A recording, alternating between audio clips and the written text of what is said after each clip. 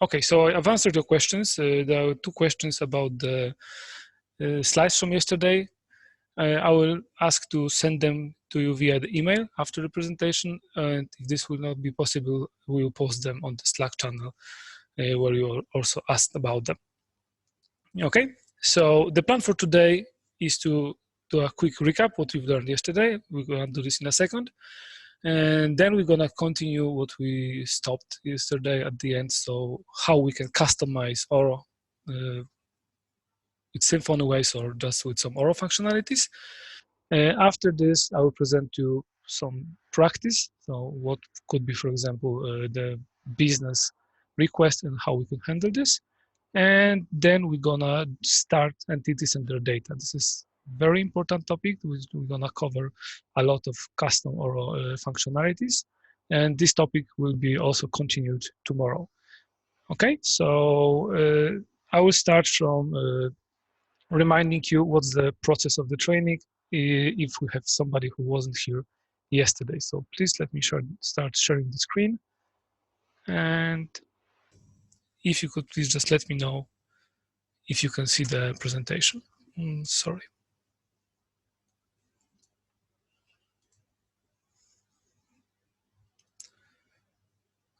Yep, okay, you can see it. And I see a question from Dennis Young. You should have received the email yesterday after the presentation, and there was a link to the video. And the video, what I've checked, is already uploaded to the location. So if you click the link in the email, you should have the video from yesterday session already there. Okay, so just to remind you what's the training process, I will try to share you as many examples as it's possible. Some of them you will see the UI, some of them in the code, some of them will be just on the slides. The slides and the recording will be shared with you, so you don't need to memorize everything or try to record it by yourself. There will be short question and answer section after each topic, and if those will be quick questions, I will try to answer all of them.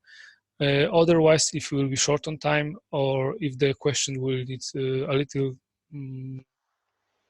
research from my side, I will answer them next day, or you can post them to the Slack channel, or we will have longer question and answer session on the last day of the training.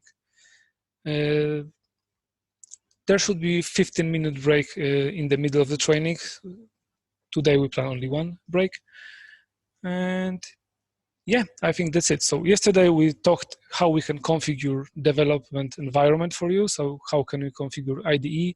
Which plugins do we use in Oro? Which inspections do we recommend? So it should really speed up the process. It should make your better experience.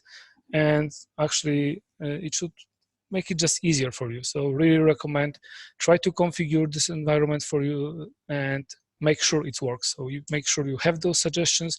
If you've seen of the video that I have some suggestions and they don't work with you, for you, please share on the chat and I will help you, or maybe somebody from the community already had the same issue and will try to help you. Then we talked about the concepts we have in Oro. So what were the reasons to create the platform, how the packages are connected to each other, how do you have approaches to different things like upgrading the application, installing the application, or for example, using crons. And we have a very short talk about the testing where I presented you, for example, how you could run BHAT tests or unit tests. And we started talking about the customization of the platform. And this is where we'll continue today. Just to remind you, there is a Slack channel on the Oro community Slack. And if you have any questions, you can go there and just ask them. And either me or Andre or somebody from the community will try to help you. Okay, so let's continue from the yesterday presentation. I will just quickly go through the slides we already talked about. So we talked about service overriding. The simplest possible way is to just override it by using the same name. It is not extendable, and it's important to understand that only the last definition will be used. A little bit better approach is to decorate the service. And this way you can create few decorators to the same service, and there will be like a chain of decorators with something like sort of a fallbacks. A little bit more complex method, but gives you a full control over the DI when it's built. It's a compiler passes where you can change the class, add some method calls, work with the tags. So really a flexible solution. And then we talked how we could override part of the system, like the templates, using the application level. So if you put them in the correct directory, which is src resources, then name of your bundle, and then views and so on, you will overwrite it just by using the same path for all the places where it was referenced using this notation, all the old one, which is explained here in the Oro templates docs. I also showed you how we can override rules or controllers using the controllers YAM, or if the controller was not registered as a service, we could just create a controller with the same root name, or we could override hort controller using the routing YAM. And the last thing I showed you was the template inheritance. So whenever we had a template, and my example was to put it in the src resources, and I would like to extend the parent template. I don't want to override it, so if somebody modify, for example, nav button block or page header block, I will have those updates. So if I update the application, I will still get updates for those blocks. I just want to extend it. To do this by overwriting from the application on the application level, I need to remember about the exclamation mark here. Otherwise, I will point this template to extend itself, and it will make circular reference, and you will have the error. So this exclamation mark means that I'm extending the original template, not this one. And thanks to this, I can have block breadcrumbs, for example. I can call parent block, which will be the same block from this template. And okay, this is dummy, but I could add some additional markup. I could call some Twig extension or do anything I want, and then it will just extend my block. And we checked this also on the front store, sorry, on the front of the application. And whenever I go to the user, I have some additional text here. Okay, so I don't need to register this template anywhere. It is extended because I placed the file in the correct directory. Okay, let's continue with the other possible customization ways. So, and this is like the Oro functionality. Up till now, we talked about the Symfony possibilities. Most of those, all of those features were Symfony features. So all those customization you could do in the Symfony. Something that is Oro specific, for example, is a template placeholder. Okay, so we created new token, HTML token, which is called placeholder. It's like new tag. To register it, we extended the Twig token parser, and this extension knows about the placeholder and knows how to handle it.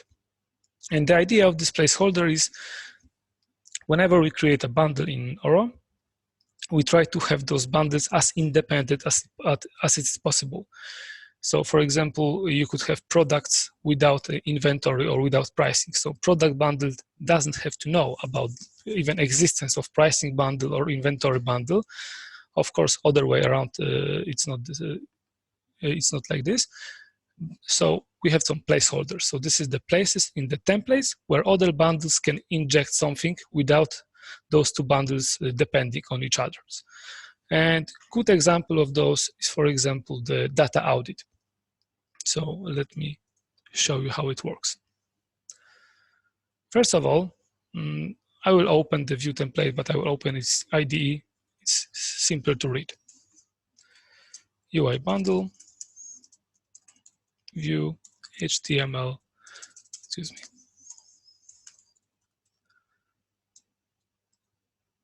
Yeah, there it is. So this is the template that is being extended by most of the views of other entities. Okay, so whenever I would like to create view for the entity, when I create a CRUD, for example, I usually extend this this template.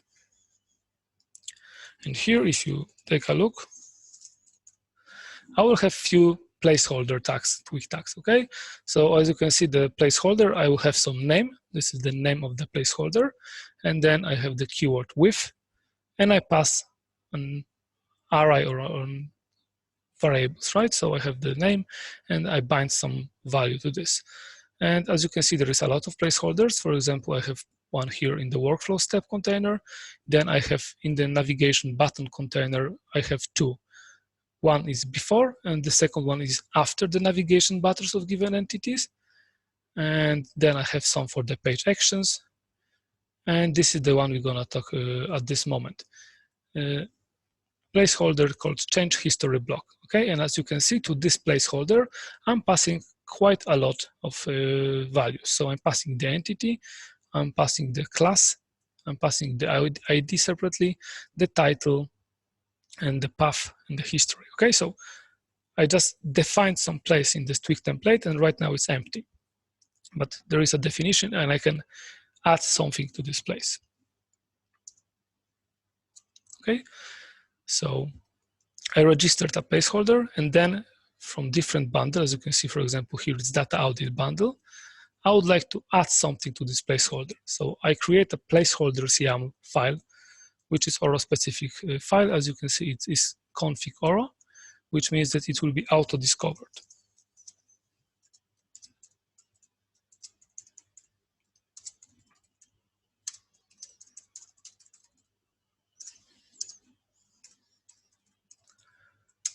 Okay, so as you can see, it's like a navigation or any menu structure. So I have some items, sorry, the placeholders, and I have some items where to use them. So I created two items, for example, change history link, or data audit condition, for example. And then I would like to add them. So I have the placeholder, I have the name of the placeholder, which is change history block. As you remember, this is the name from here, change history block. So to this placeholder, I would like to add something. And I'm injecting the item, change history link, which is this item. It means that in this placeholder, I will render this item. This item has some template, which we're gonna check in the second, and if have the condition, so when this should be applicable. So because all of my entities extend this default view, I would by default add this to all the entities views, but some of the entities may not have that audit, for example. So I am able to specify some conditions when this item should be added to the placeholder or where it should not. For example, I check if data audit is enabled for given entity. And using this special notation, I have access to the variables that were bound to this placeholder. So for example, by this entity, I have access to this value, right? And also you had the values, audit show change history, and I have the access to this. So those values can be different for each entity, but I have access to them in the placeholder.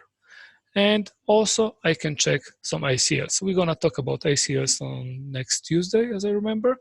So if I have the permission to this actually Oro data audit view, I will see this item, otherwise it will not be rendered. And now how the template looks like. It's a typical Twig template. And inside of this Twig template, I have the access of those variables. So actually, what this does, it displays the change history link. It's this button, okay? So I do not know about user bundle inside data audit bundle, but still I'm able to add some functionality to user bundle from data audit bundle. Okay, this way I can inject some templates, some pieces of functionalities to other bundles without coupling them. It might not see like the obvious solution right now, but it's really useful, and in many cases, one of the simplest way to customize or to add something. And as you can see, there is quite a lot of those placeholders, and they are not only in the view page. So in all those places, for example, if I would like to add additional button, so navigation buttons, sorry, are here.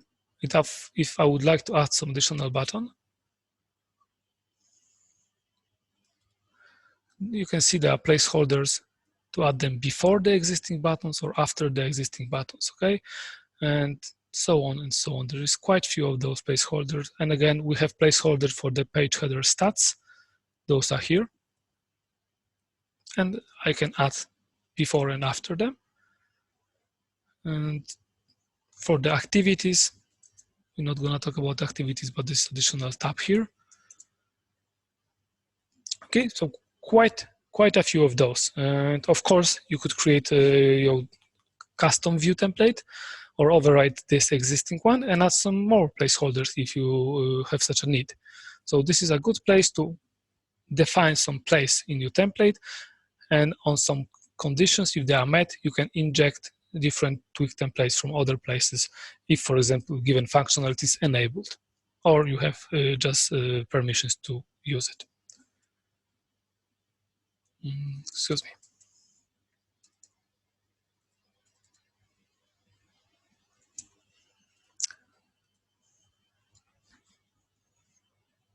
Then we also use a lot of Twig extensions. Okay, so probably you know a few of them, like the trans, the very popular one. So there are filters and the functions. There is actually pretty few articles about the difference between filter and the function. So it's actually really up to the developer to have this small difference between. So filter if you want to just change the value or change how you present the value, and the functions if you need to do something with the values, but they are really similar. And of course, you can register your own functions. And this is pretty nice because you don't want, of course, obviously, you don't want any application or business logic inside the templates. And if you need to call it, you could run it in the Twig extension, which would actually execute some provider, some other service. So the logic is still in the PHP, and the Twig only gets the final value and displayed. Then, of course, you can also test some values. The most popular test in Twig is check if this is defined. So like its PHP is set, for example. We have some operators like to compare the values. And we have some globals, but in most of the cases, you want to avoid them as the same as with the PHP globals. And for example, in the practice for this topic, you will be asked to extend something called name provider, which is Twig extension. And also there is an entity extension. So how does it work?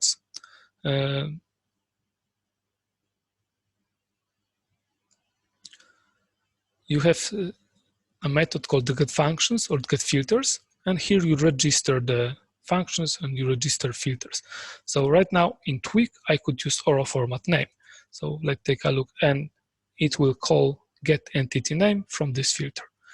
Sorry, from this extension. So I can find get entity name. As you can see, is using the service get entity name resolver and getting the name for given object in given locale. So let's find it. Let's find the use of it in ID.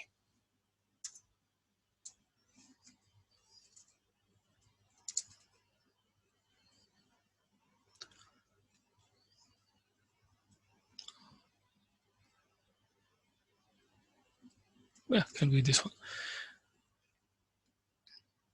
Okay, you see I'm displaying some value, and then I'm adding the filter or a format name. And if I have everything properly configured, I can click and go to check what it means, what will be called whenever I use this filter.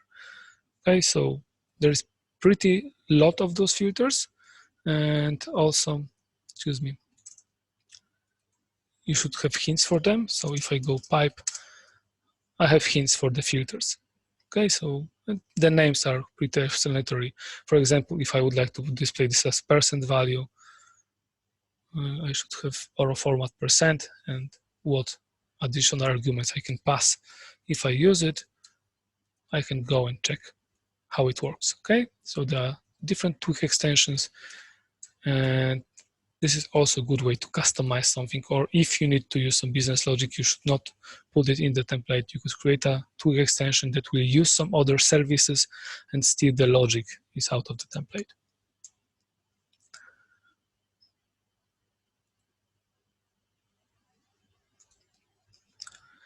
Now again to Symfony way. So there are form extensions. As you know, this Symfony handles forms pretty well. This is really complex functionality with a lot of components, a lot of possibilities to customize it further.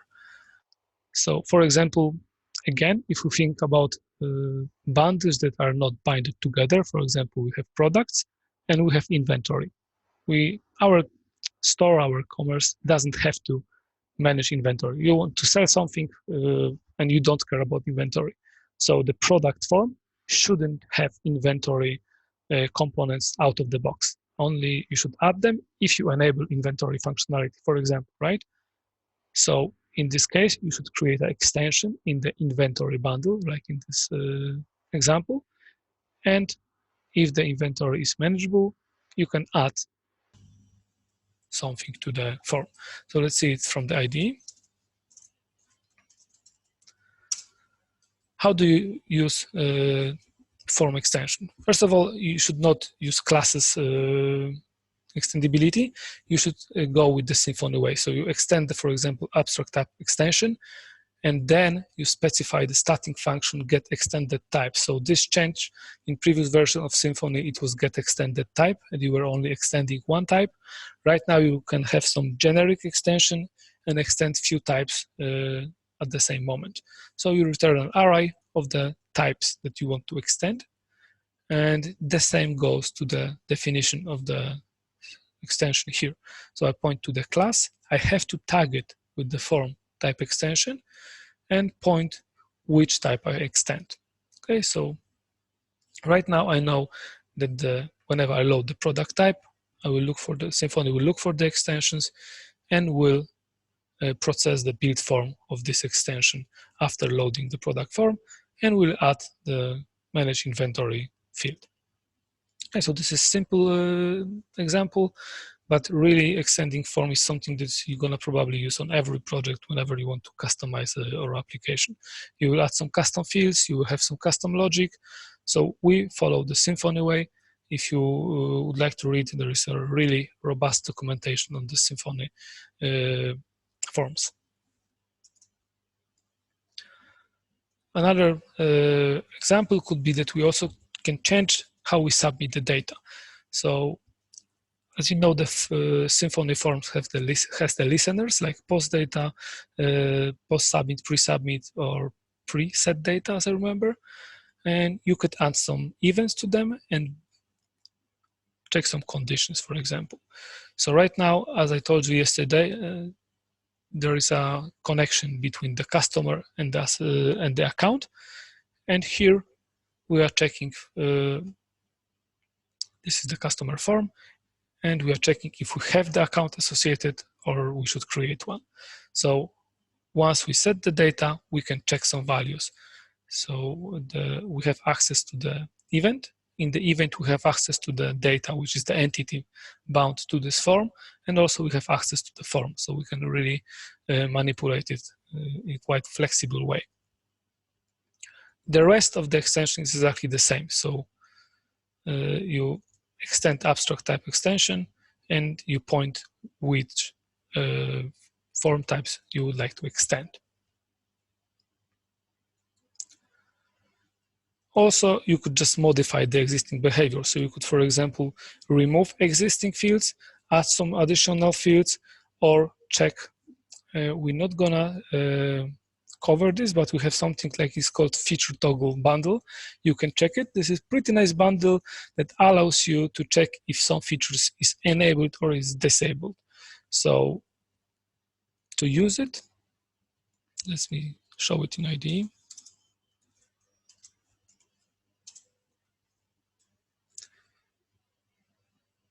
You will tag your service with specific feature toggle feature, and this is the name of the feature. So this service, whenever you check inside for the is feature enable, it will return the status of this RFP. So if you enable request for proposal or we disable it. Okay, so this way you can check if this extension should be applied or not. Also, pretty good way to customize something depending on other configuration. The same extension works as in two previous examples. So we point which form type should be extended.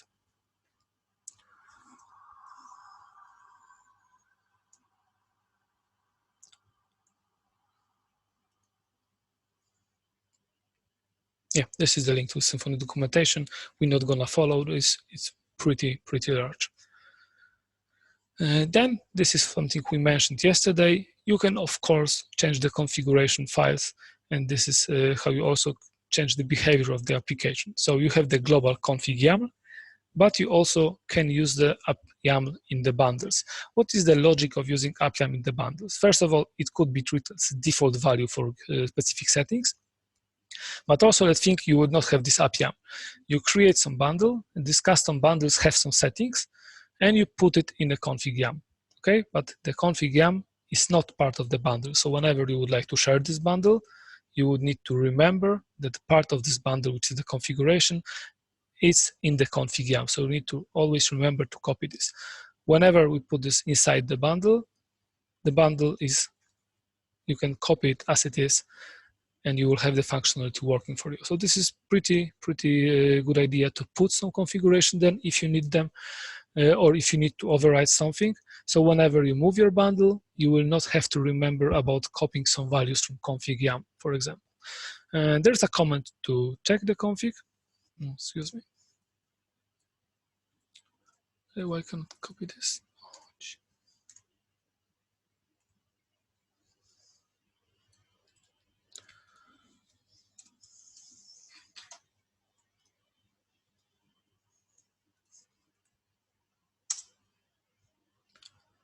And here I can check I need to add the name, and I will check the values of specific config.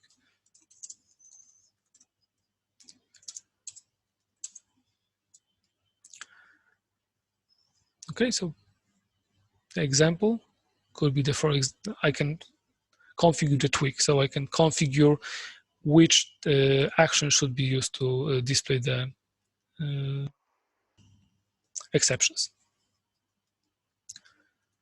Or I could create a file inside my bundle and modify some behavior. So I have CMS bundle, and for CMS I can define some additional image types, or I can define what HTML purifier should be used for Oro forms. Okay, so I install the bundle, and the configuration goes with it. So I don't need to remember about moving some additional values. Also, there is a lot of events. Really, whenever we think about some new functionality, we think that in what way we would like to extend it. So for example, what could be business use cases? And then we add events. So before or after we process some data, there is an event, you can modify the data, and you don't need to overwrite the class. So you can just create an event listener, and using the event data, modify it, and then return it. So you just modify the data and then it's being processed, or you just modify it after being processed. So this allows you to change the default behavior or even the data. And a good example could be, for example, Datagrid. So we're gonna talk about Datagrids today, tomorrow actually. And as you saw in Oro backend, we use them really a lot. So Datagrid is just a way to present some information. So this is the data grid. Okay, so we defined how this should get the data. We defined the columns, we defined the filters, and most of the configuration can be done from the YAML files. But sometimes you need to modify either the configuration or the results after they are being fetched from the database, and then you can use the events.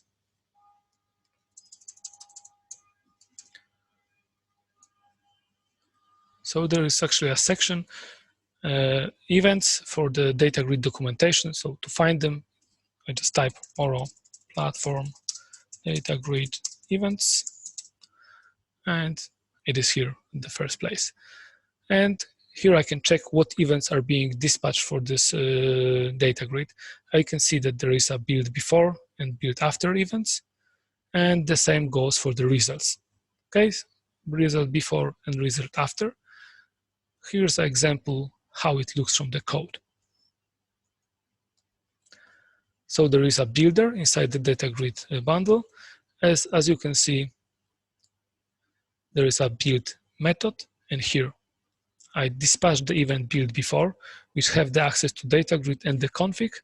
Then I process the configuration, and I dispatch the event build after. Okay, and this is similar to many other components. For example, I can change the search or the indexation the same way using events. So I have some configuration, and for example, I would like to check some values, or so if something is enabled in the system, and based on this, modify this configuration. I can do this with the events.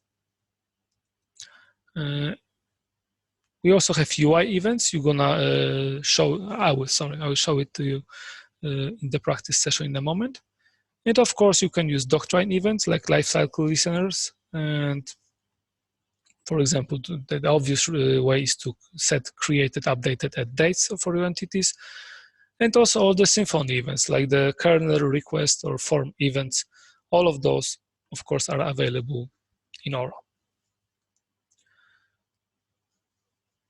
So, to summarize, what are the best practices?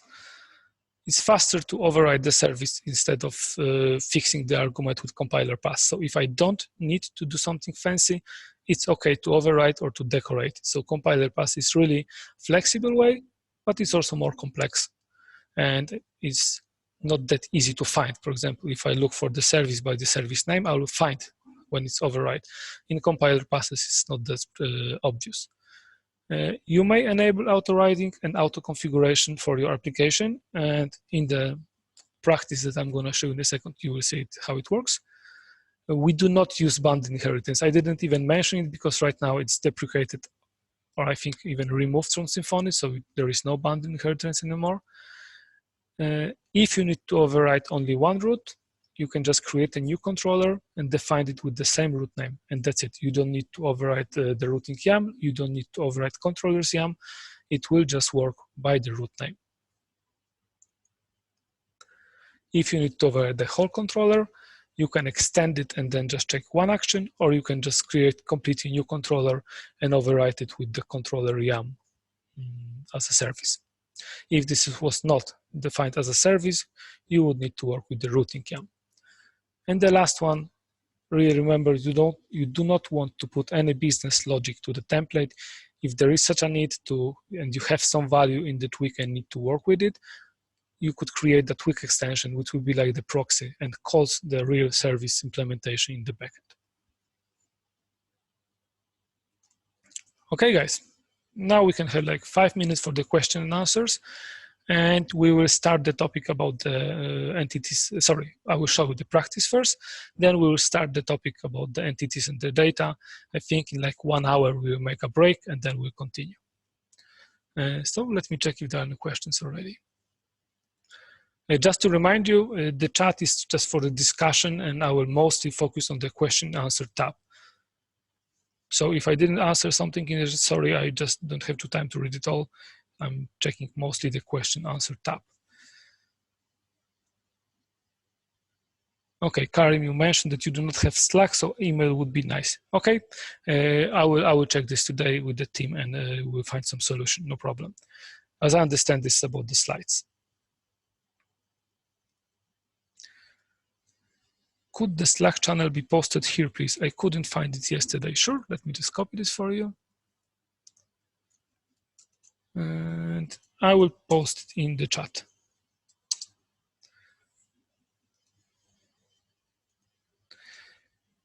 If you run Oro Commerce on prod and running only one queue, I can see that Oro app required to have a system for PHP installed, but nothing about this. Alexander, I'm not sure what you mean actually. Please post your question to the Slack channel and we can continue, okay? And usually, and actually always on production, you have one queue but few extensions, and then a lot of consumers. Usually you do not run only one consumer on production, if this is what you meant by one queue.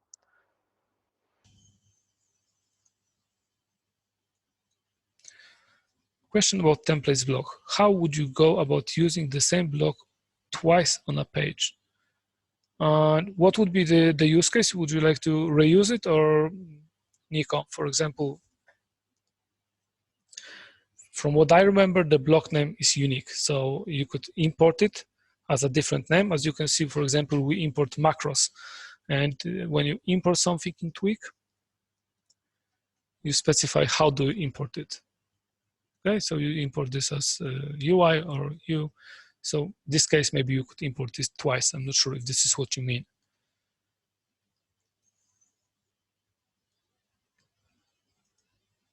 Okay, Marcos, can you please explain to us what and why blocks for the Twigs? They seem to be incredibly complicated. So Twig is a templating system chosen by, recommended by Symfonios, and remember. And yeah, at the very beginning, it is a little bit complex. If you work with it just for a while, you will really find it a nice and convenient way to extend and to reuse some parts of the blocks, okay? And I was also against using some templating systems back a few years ago, like I was playing with Smarty or with Blade. But with the Twig, actually I really like it. It took me a while to understand why this is better, and right now I use it every day, and yeah, I'm really happy about it. What does tilde mean in the YAML files? It's empty. For example, here in the services, if I'm looking for the scalar value, I could put tilde, or if I'm looking for the array, empty array, I could put empty array. Okay, so if I want to have it, but right now I don't have the value for it, I could use tilde like for the empty value.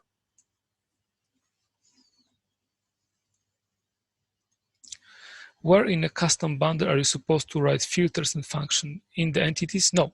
If you mean filter and function for the Twig, you will have this example, I think today or tomorrow during the practice session. No, you create specific Twig extension, you tag it, or if you have auto configure enabled, it's automatically tag, and that's it. You do not put them in the extensions, in the entities.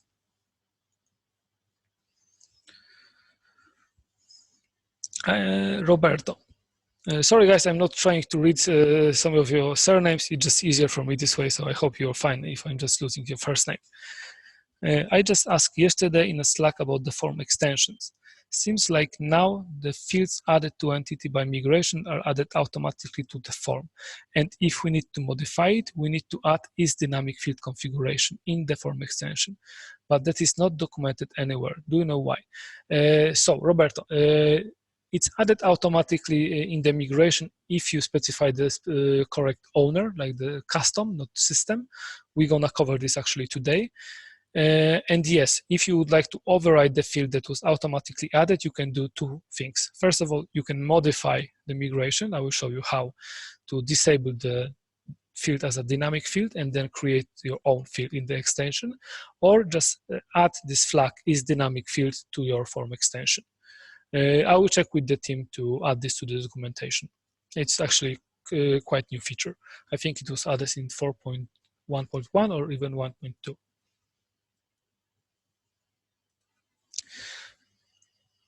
JP, excuse me, I couldn't assist it yesterday. Where can I find yesterday's session record? So as I understand, JP, this is the same place to put all the recordings. So as you are attending today, after the webinar, you will have the email. And in the email, there is a link to the places where all the recording will be posted up to 24 hours after the session.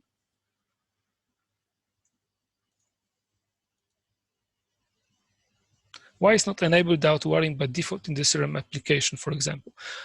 So Roberto, first of all, it would take a lot of time, but also Symfony doesn't recommend this for the bundles, for the applications with a lot of bundles. So right now we are not going to change the services to use auto-wiring or auto-configure. We have some aliases, so it should be easier for you to use it. But in Oro, they will be not used at the moment. Okay, Karim, pagination block, for example. Okay, Nico, I will check this. Let's please continue this discussion on the Slack channel, okay? About the reusing the block with the same name.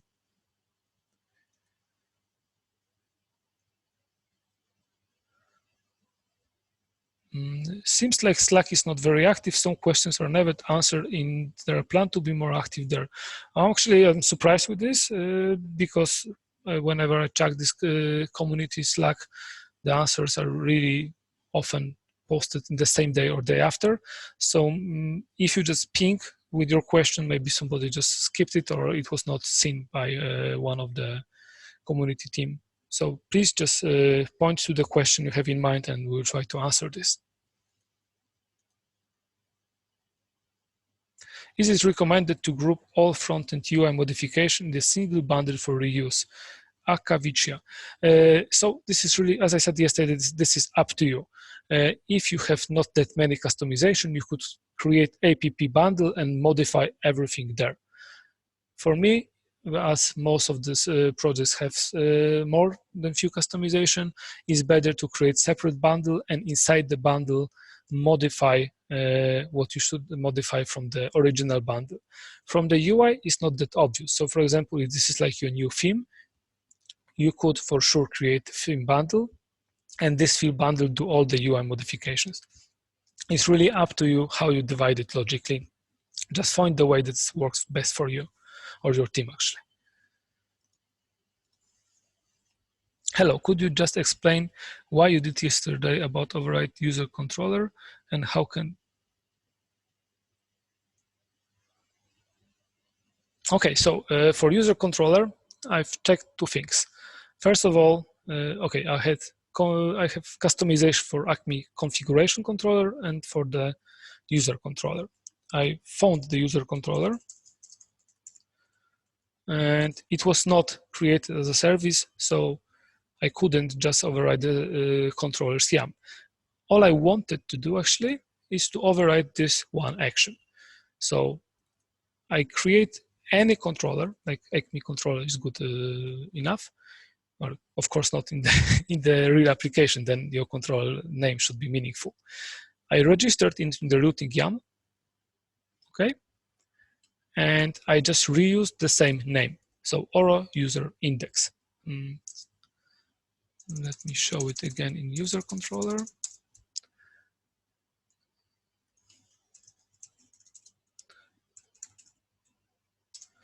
So it was actually the index section. You see, Oro user index.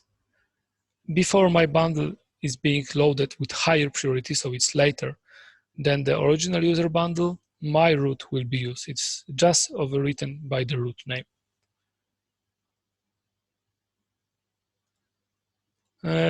Robert, will the recondils be downloadable? Honestly, I don't know. I haven't checked. I just saw that they are there and they are available and you can listen to them online. I will check for you. And the last question, why did Oro choose to use jQuery in the front end instead of something modern or stylish that all the kids know? Okay, so you need to remember, Marcus, that Oro is not that new system. We already created for a couple of years, like Commerce is the newest product, but we were choosing it for the platform. And then we choose jQuery and the Backbone because those were very popular at the moment. There were planned to play with different JS frameworks, and there were even some proof of concepts done. Maybe in the future we will start using the other one or create headless for this.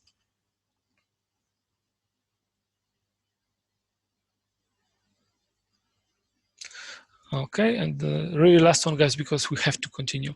About the JS files, I have been having tons of issues running bin, console, Oro assets install.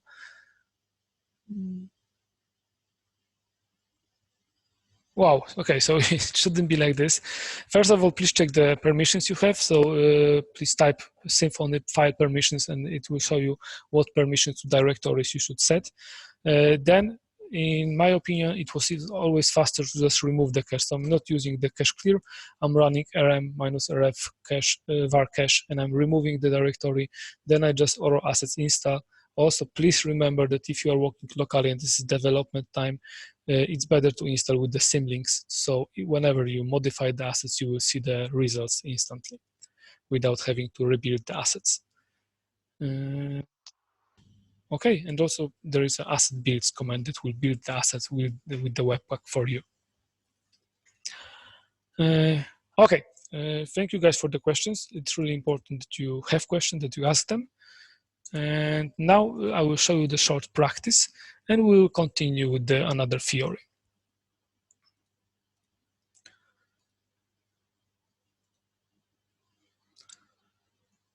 And the solution for this practice, you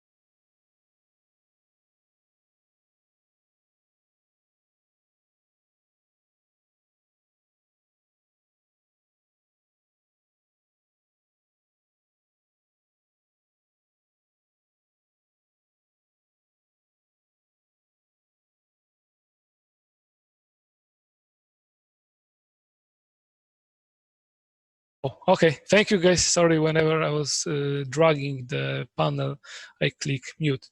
So I will start again. I will just, can you confirm that you hear me now?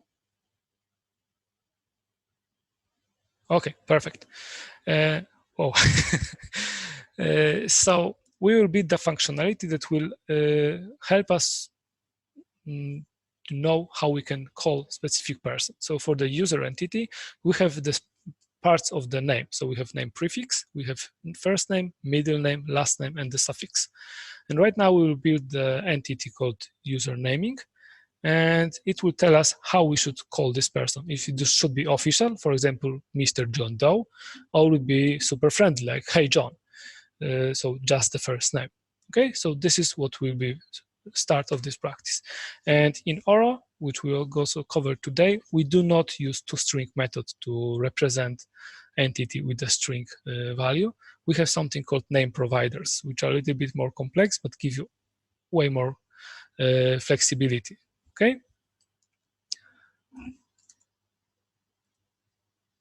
And also I mentioned that you can find the solution to all those practices in the Git repository.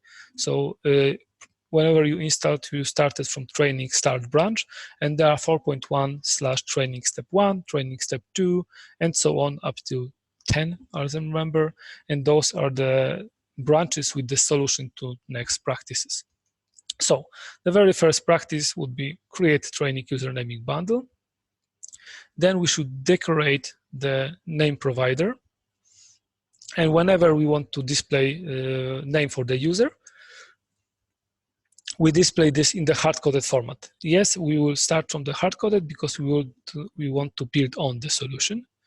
And there is an optional part to add this information to the user view page.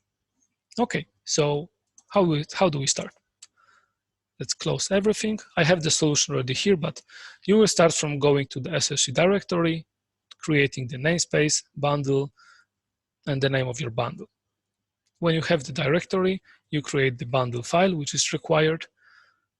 Just typical Symfony way. just extend the bundle, and then you create resources, config, Oro, and put bundles yams. Although the other files were just for the demonstration purposes, I do not need them at now, for now.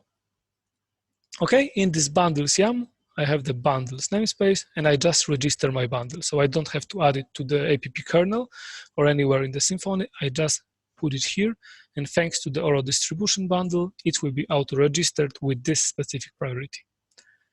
Once I've done this, I really recommend you to remove the cache because you've created new bundle and will not be that easily auto-discovered. And then go to your application, open the profiler, any tab, click the configuration here on the left, and search for your bundle. If this is here, you can user naming. If this is here, you can continue with customizations. Otherwise, check, probably you have some typos and so on, because if it's not here, it will not be recognized by Symfony and your customization just won't work and you will be frustrated, which we all want to avoid. Once I've done this, I know that, let me show you the practice again. I should find this service, entity name provider from the local bundle. Let's copy this, sorry. Find by the class lookup. I can go to the service definition, and this is the name of the service, okay?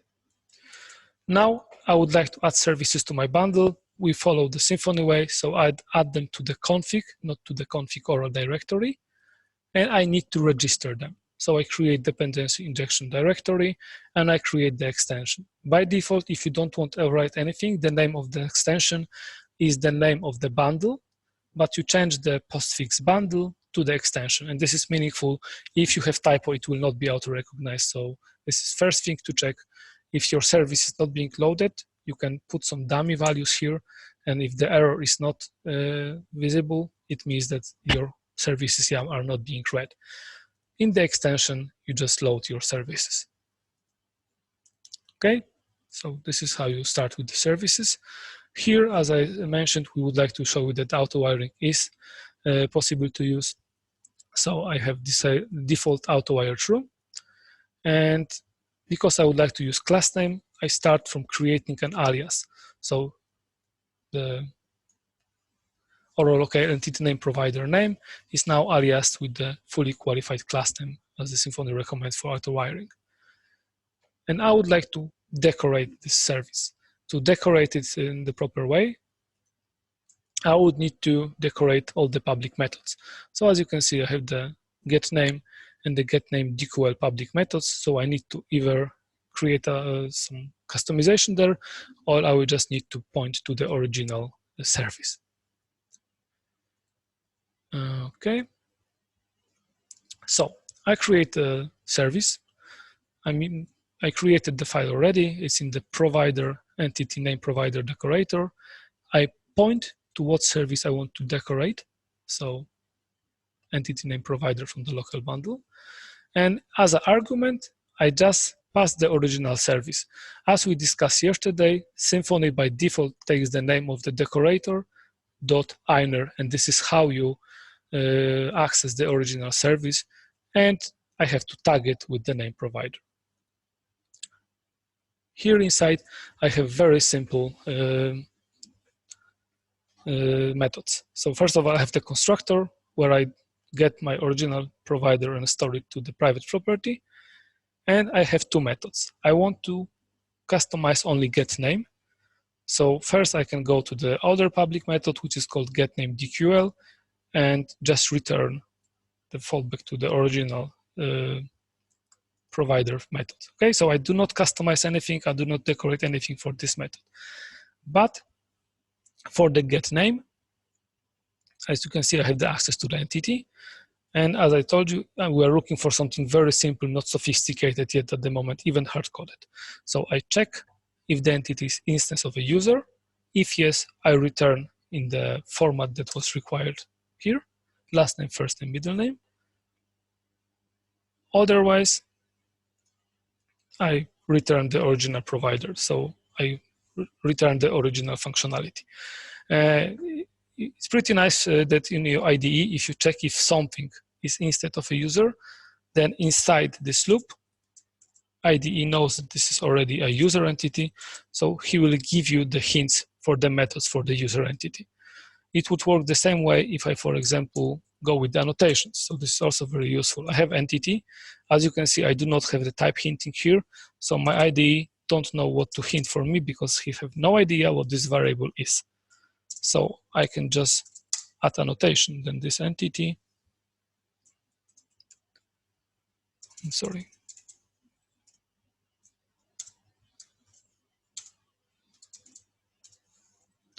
And then I have hints for the user entity, okay? And sometimes it's really useful. And also, if you check if this is instead of specific entity, it will give you a hint. And yeah, let's check actually. So right now, if I go to the view page of specific user, this is where the name is being displayed, for example. So let's add Mr. John Patrick Jr.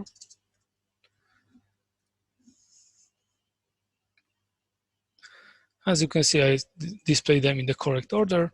If I try and change the order here, so it should be first name first.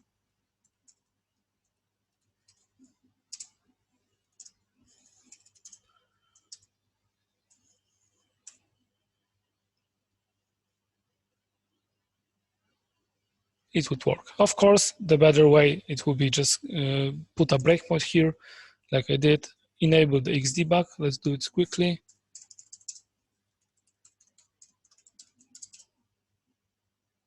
Check if the connection listening is enabled. And same here, I can refresh. It will always take a while, as I told you, with the xdebug it is slower, but it's already here. And I can check what are the variables, what are the values for all of those, and display them in the proper order, for example. And I can continue debugging. Okay, let's disable the xdebug again and continue. So the last thing, and this is something that is not very obvious, as I told you during the presentation, we have also UI listeners. So the last point is about adding block to the user view page and render there the full name and the all name parts. And actually the block is already there. This is here. So I could do this in a few ways. First of all, I could override the template, but as I told you, this is not the best way because I can lose some updates from the core updates. If I need to update, if I will update Oro core, if I override the template, I will not get the new template from Oro or from any other vendor. So I can also use it, something we call scroll data listener. So how does it work? As I told you, this view page extends the original view, but let's find it. So it's user bundle, view, HTML Twig. Oh, this is actually my template, but here we have the blocks, but also at the very end, we have the ID. And this is true for the view and for the edit pages. And the notation can be camel case, and can be snake case, so you should always check. And right now, I know there is a user view ID for this specific template of for this entity. And there is a UI extension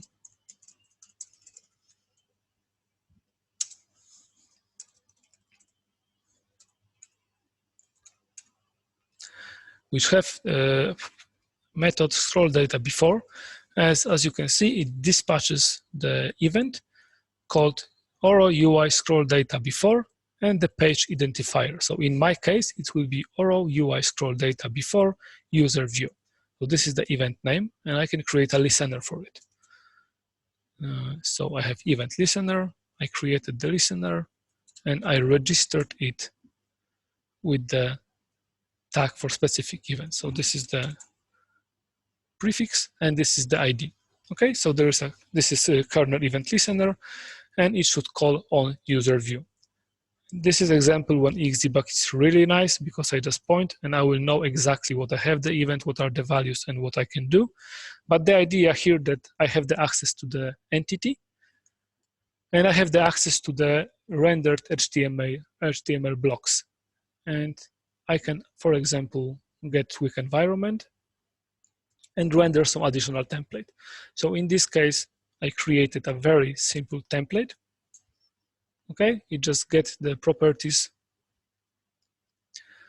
and displays them, and exactly as you see them in the block. So it's a full name and then the parts of the name, so prefix and so on. And now in my listener, I bind the entity user to this template. I render this to the variable and add it as additional block to this template. That actually, let's debug it.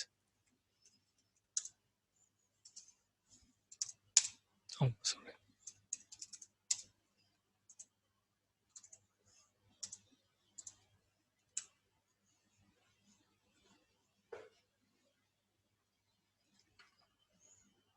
This is the previous breakpoint.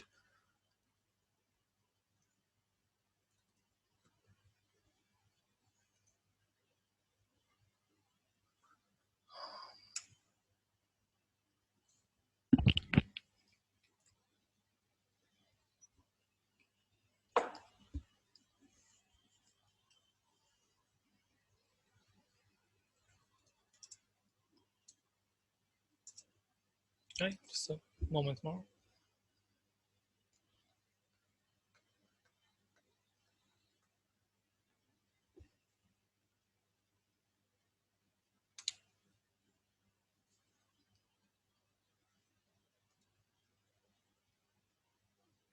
Okay, and here we are. So we have the event. We can check what is inside. We have the access to the environment. So thanks to this now, we can get environment when we have access to Twig. We have the entity, so access to the entity that we are seeing on the view page. And we have the scroll data. So scroll data is the array of blocks. As you can see, the user view page contains general information, activity, additional information, and all of the application blocks. And those are here the sections, so the titles and the sub blocks I have inside. So thanks to this, I can add additional block to any section I would like in any order I would like. So as you can see, I create additional sub block to the block with ID 0, so the first block, and just render the specific template inside, and that's it. Okay, so thanks to this, I did not overwrite anything. If there will be updates from Oro template, original template, I will have it and still my block will be added to the correct place.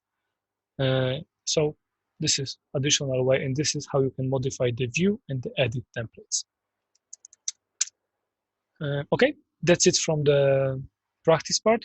We will now start the entities and their data theory, and then we will do a very short question and answers where we will ask about also this practice, and a break in like half an hour, and then we continue with the entities and the data.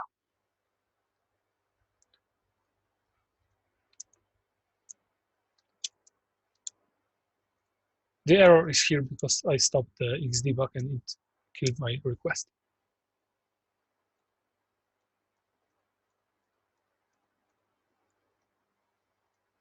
Okay, so entities and their data. This is one of the most important topics because, well, not all, but really majority of the application, it is based on the entities, right? Entities store the information for us, and then we work with this information. We add some additional functionalities, but they all are based on some data. So what is the entity? In Symfony, it's just a PHP class or object, and object, and it's used to map data by ORM. Okay, so in Oro, we use annotations to add the columns information and all those required for ORM. Entities have related repositories. Even if you do not have the custom repository, there is also always the default one with those four magic methods: find one, find all, find by, and so on. And you define the metadata using Doctrine annotations. They may contain some storage logic, but they should never contain any business logic. As I said yesterday, when we say never, of course you can break it. You just need to understand why you do this and if this is really a good idea. And then may contain lifecycle callbacks. This is very nice because you do not have to create a listener. You just add annotation has lifecycle callback. And then for the setter, for example, or some other method in the entity, you can use the pre-persist, pre-update events. And this method will be automatically executed on those lifecycle callbacks. If you haven't worked with this, I really recommend checking them. It's a very simple way to update some values automatically. For example, this created or updated at stamps. And usually in Oro, in this, I think it's 100% cases, we store them in the bundle entity subdirectory. So for example, group entity. We have entity, group, we have the annotation, this is the entity. If there is a custom repository, we point to it. We specify that this is table with the name. We can have some additional constraints on indexes here. And then we have some Oro things like config. We're gonna talk about them today. And then we have properties, which usually are columns for the entity. And then we have the entity repositories, and they are used to find those specific entities by key or by different other different values via the ORM.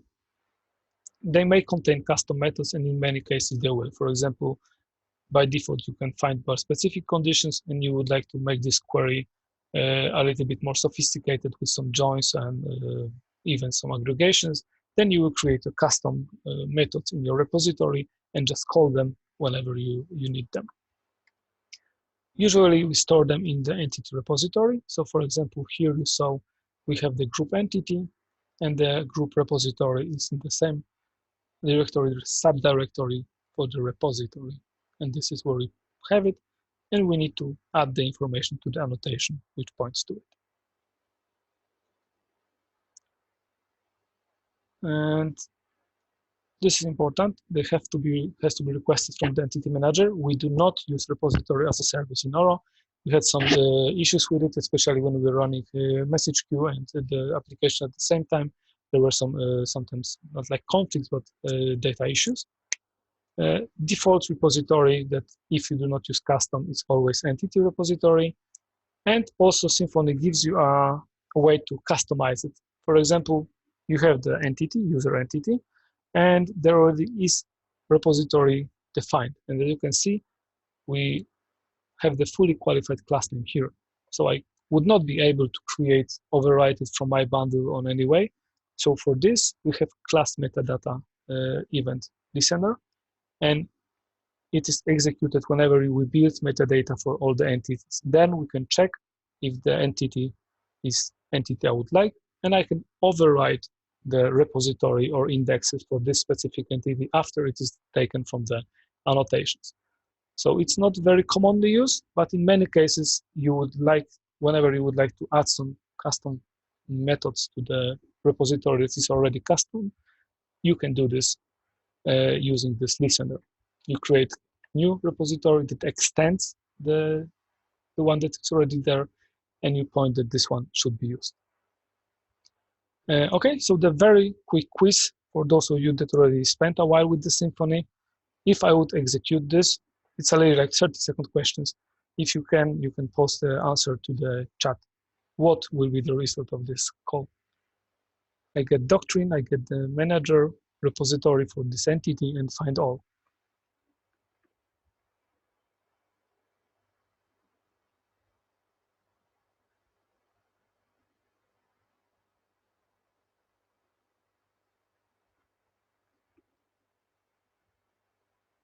Okay, I'll register from Oro config, and okay, let's not waste time. Actually, yeah, usually whenever I ask this question, the obvious answer is all the entities from the config, for all the records from the config entity. And let's call this. So I have this Acme controller. Of course, this is not a good place to call it, but it's simplest to execute it right now. So I will just copy this.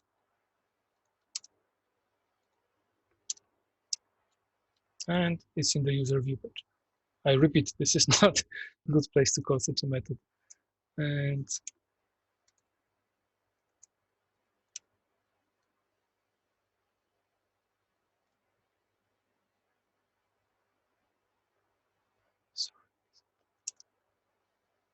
oh, sorry, it's in the index.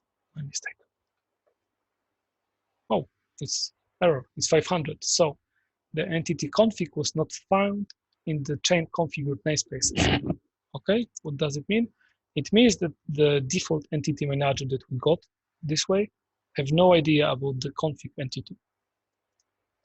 Okay, and this is because in Oro we use few entity managers to have few different connections. For example, there is a separate entity manager for the message or for the config, so I can get them without disturbing other connections. So they are used to manage the ORM data, and each entity manager can have registered different entities.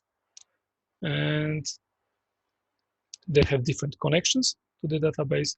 And because of this, you always have to request the entity manager from the manager registry, and it will return the manager that handles this specific entity. So this is how it's configured.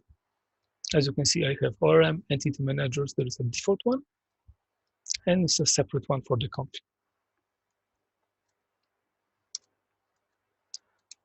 Actually, it's very simple to change this, and we just need to remember. Okay, so let's continue.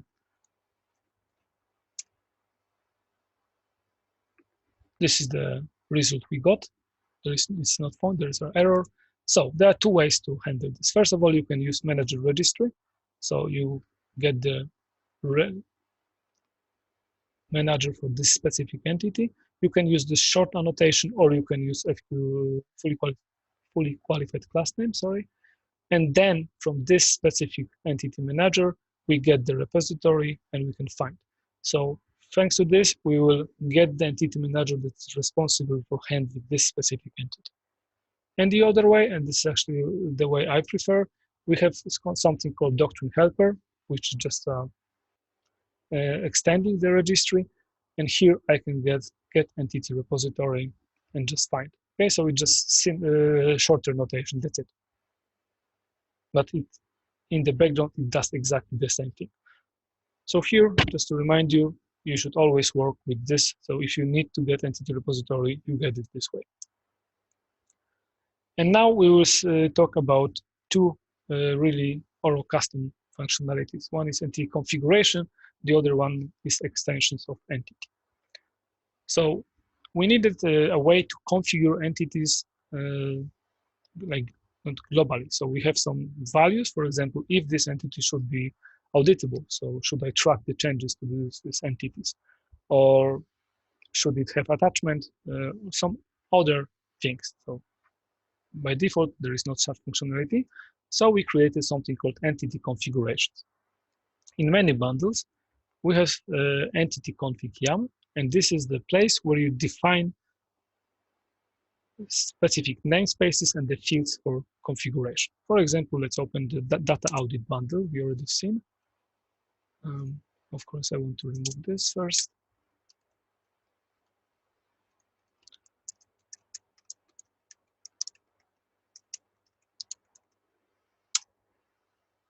And in this entity config yam, I have two main keys. Sorry, here, data audit, and then I have entity and the fields.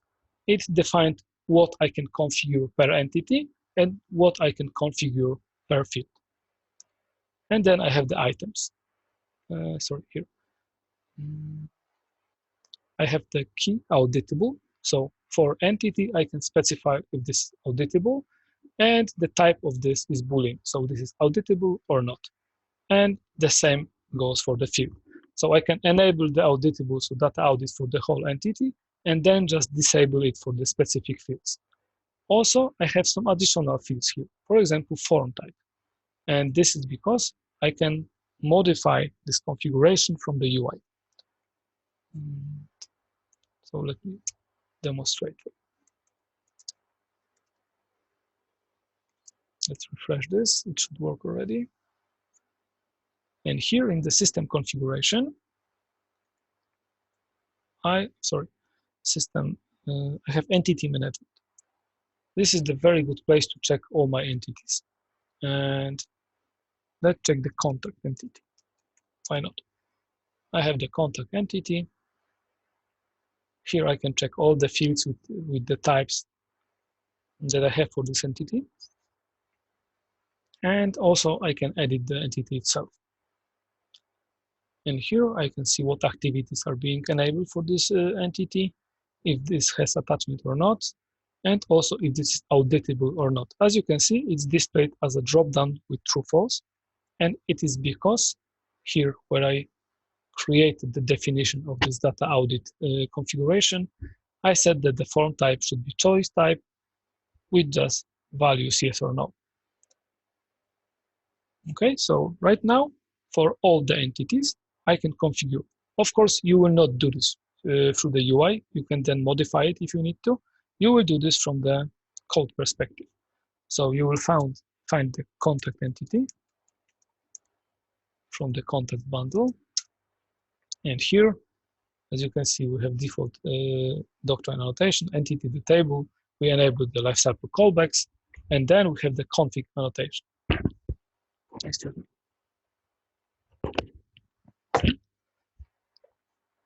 And here for the config, I have some roots. We're going to talk about them tomorrow. And I have default values. For default values, I have the namespace. As you remember, our namespace here was data audit. So I can check data audit. It is here. And for the entity, I had only one field, which was called auditable. And it is. So for data audit, auditable, I set true by default. So when I install my application, the config for this entity for data audit auditable field will be set to true by default. Okay, thanks to this, I can configure entities, and I don't need to add this additional field to every other entity that I would like to set if this is auditable or not. I have the namespace registered, and data audit bundles then handles it. Okay, so data audit bundles can check if given entity have this enabled or no, and if this is enabled, it should persist the information that something was changed, for example. As you can see, I have different for the ownership and for security. We're gonna cover this next week. And for many other, and it's very simple. You would like to add, if you would like to add your own configuration, all you have to do is to create an entity config yam in Oro subdirectory, and then you can create your namespace and add some fields. As you saw here, I have for the entity, but also I can define them for specific single fields or columns. So here, for example, I have different annotation. It's not config, it's config field. And I can set default values for import export. For example, set order. So in which order this column will be exported to CSV.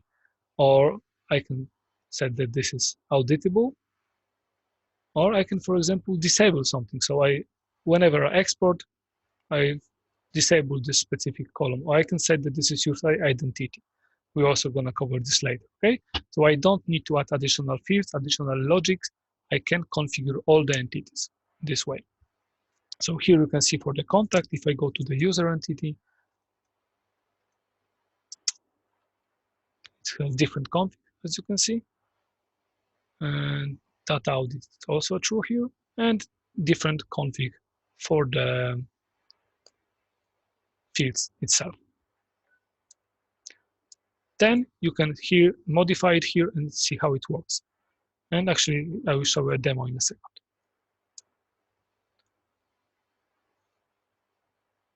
And there are comments, and this is important to remember them. You will not need them today or tomorrow, but you will need them if you would like to do the practice by yourself.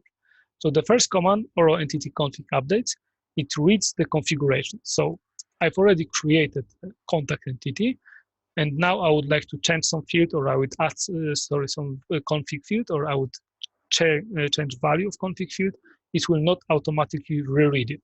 If I updated the annotation and the entity was already there, I need to execute bin console entity config update. and it will get the information from the annotations and add it to the database. Which means that here in database, if I type for config, I have entity config and entity config field. So we could check it. For example, let's find the class name for, usually you don't have to do this, but I will just show you how it works. I can find the contact entity. It's here. And here I will have the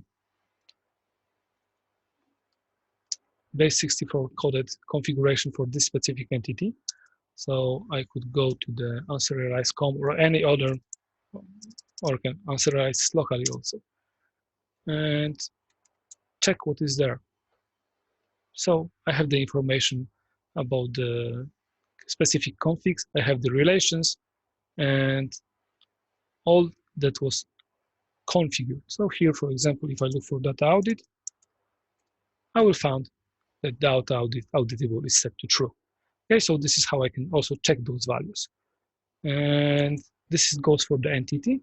And if I get this entity ID, it's 66, and check in the entity config field, filter by 66, I can see all the fields for this specific entity.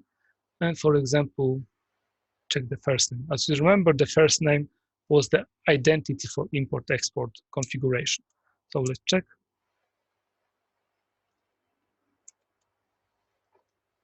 I can unserialize this, check import-export, and those are the values. So I've read, sorry, not I, the application read them from the annotation and then stored them in database. So whenever then I want to use them, they are here, they are also cached. So this will be really fast to use them.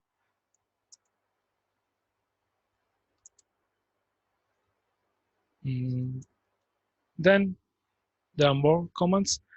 Cache clear, it will clear the cache. So as I told you, once it's updated the database, it builds the cache. If I modify database, I can clear the cache, and there is of course a cache warm-up method. Okay, let's see how it works. I will show it from the UI. Once again, you will do it with the migrations. You will do with some queries to change those. You probably not do this by the UI, but I will just show you that the entity manager on the UI have the possibility to work with it. For example, we will enable attachments for the contact, and also we will enable auditable for the contact, okay? First of all, I will show you the contact entity.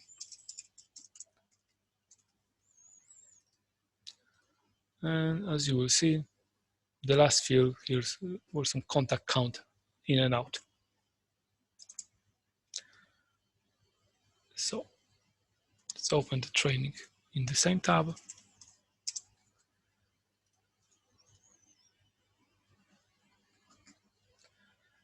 And here are the contacts. Let's go to the Zebra.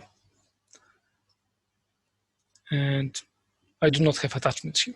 And now I will have the request from our management that right now, in this specific moment, they need to add some attachment to the contacts, for example, to add some avatar or, I don't know, family photo. I can go to the entity management, find the contact,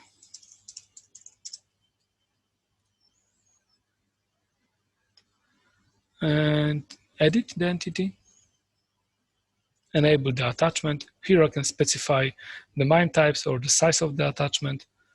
I can save it. And here you have the red button, update schema, because this will create the real relation between the contact and the attachment table.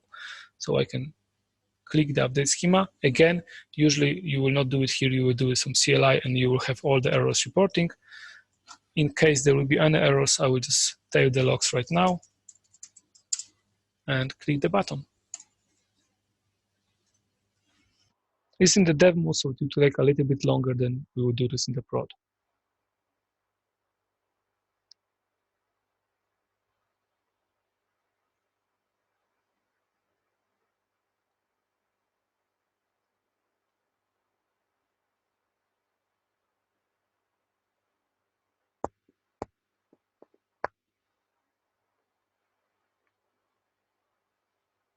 Okay, the schema was updated successfully.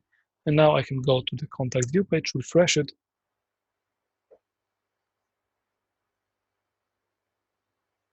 And I will be able to add attachments. Okay, I have to pick the file, add some comment, and also there will be attachment section here, so I will see the files. I didn't have to do this manually, and here if I refresh the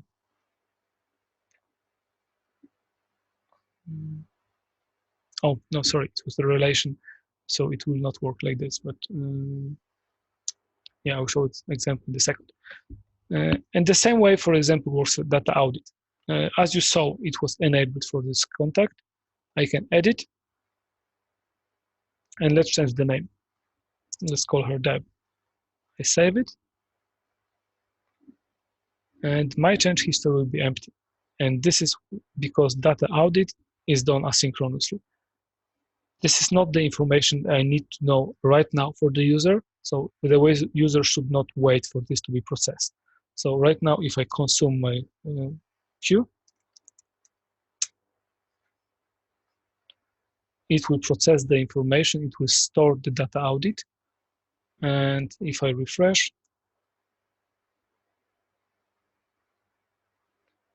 I will have the information that John Patrick Doe, which is my admin user, changed the first name from Deborah to Deb.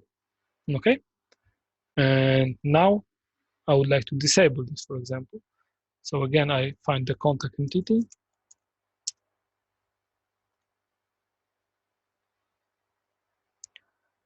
And edit.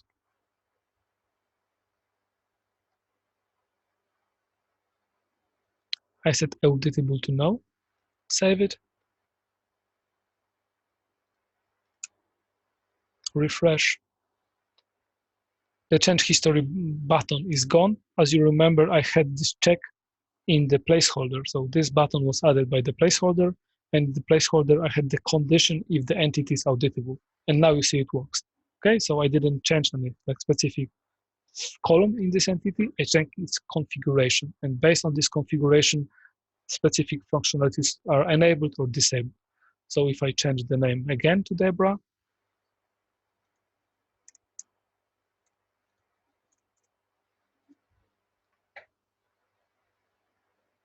it will not store the information. Actually, I will run the message queue. I see it's idle at the moment and still no there. I can enable this back. And this is quite important to understand that now I will enable data audit again. The button will be restored, and I will see the information that I had previously. So the information was not gone, but the changes were not tracked when the data audit was disabled, okay? So I have the configuration. The fact that I set some configuration doesn't mean anything, but there is a data audit bundle which reads the configuration for this specific bundle and handles its functionality of storing data audit or not. Okay, we're gonna talk about the extended entities in a moment. Guys, let's do like 10 minutes break right now, and we'll continue. And once we're done with this, we will have a question and answers, and at the very end, I will give you the practice. You can do this yourself today or tomorrow morning, or you will see the solution tomorrow at the very beginning of the webinar. Okay, so 10 minutes break, guys. Thank you. Okay, guys, can we continue?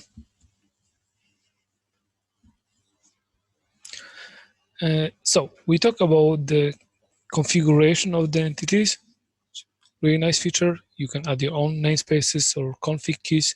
You can change the configuration, and you can do this by changing the annotations, or later on you can do this by changing the config with the migration. I showed you where this is stored in database, so you can always take a look and pick what is inside the configuration. But the easiest way would be to go to the backend of the application, and there in the entity management, as you saw, you can check all the values. And also, I didn't show you, but you can open specific field, and here you will see the values. You can edit them, but you can see what is configured for the import-export, if this is auditable, if this is available in main templates. On some other fields could be also here. And I've checked, I will post the slides on the Slack channel, but also they will be included in the emails after the webinars. Okay, so now let's talk about the second thing. It's called extended entities. So a few years ago, it wasn't that easy to extend the entity. So for example, there is an entity, it belongs to the vendor, and you would like to add some additional fields to it. If this is not using like map superclass, it would be really not possible. You would have to overwrite it completely or replace it, do some tricks. And the idea of Oro was, actually from the platform already, it was to make it easily extendable or configurable. So you saw how you can configure, and now how you can extend the entities. So whenever you make the entity extendable, it's to add possibility to create custom fields or the relation to the existing entity. So of course, when you create the customization, you will create your own functionalities with own entities, but in really every, or probably every project, you will have the request to add some additional field to customer user, or to product. And because whenever you create a customization, Oro is a vendor for you, you cannot just go to the entity, add a property, add some annotations, and that's it. You would have to create the migration for this, but then if you just add the column, the entity will not be aware about this column, and it will be not possible to store the data or persist it, okay? So to extend the entity, you need to add the property, you getter and setter for this property in the entity, and then you need to bind it with the specific column in the migration. So you need to also add this column to database. Okay, so to make the entity configurable, all you have to do is to add this config annotation. So once again, let's go to the contact PHP. And to make this configurable, all you have to do is add this config annotation. It can be empty at the beginning. It is enough to make the entity configurable. Okay, that's it. To make it extendable, you need to create a model, just an empty model. And in this case, it's extend contact. And we always put it in the model directory. So you can see Oro bundle, contact bundle, model. Here we create some. It doesn't have to extend here. This is very specific condition. Usually it will be like this, just extend contact. And if the entity have the constructor, for example, to initialize some collection, then your model should call the parent constructor. That's it. This doesn't have any other implementation and other methods like here, because it will be then used as an intermediate layer to something we create in cache, okay? And real class with your customization will be generated in cache. And this is why yesterday I told you that when we exclude cache from indexing, we should de-exclude this one specific directory called Oro entities. So here, if I go to cache and I go to Oro entities, extend entity, here also I can use search. So I just start typing like contact, and it will search for me. And yeah, Oro contact bundle contact. And here I already have some additional fields, and we will see how to add more later on. So my entity extends this model, but then when we generate everything, actually it will extend this class from the cache, so it will have access to its properties, getters and setters, okay? So that this model is just like only intermediate layer between those two, and the real parent class will be generated here in cache, and it will be used.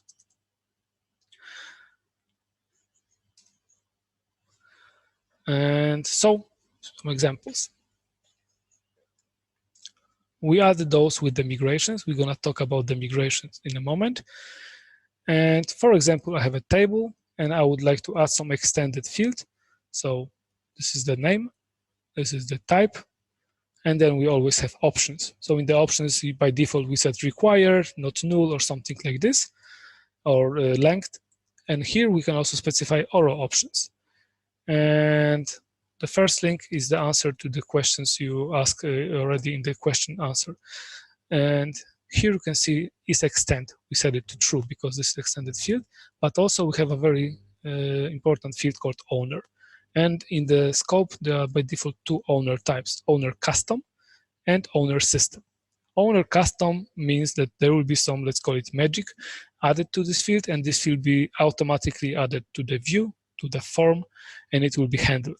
If you set it as owner system, it means that you just want to add this field, but you will have full control over it. It will not be added to the form or the views unless you add it there with the extension, for example, like form extension for the form or scroll data extension for the view. Okay, so this is very important field whenever you add it.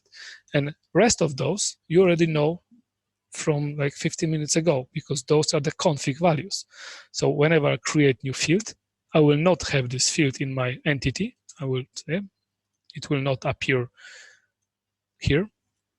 So I cannot add those annotations, but I can configure them here. So for example, data audit set to true. I can specify which form component should be used. Of course, it will be automatically added, but it will use this component. If this is, it should be displayed on the view, and if yes, in which type, for example. And if this should be displayed on Datagrid, so there's is visible, and the second parameter could be a filter, and I can set this is visible, but the filter is not displayed.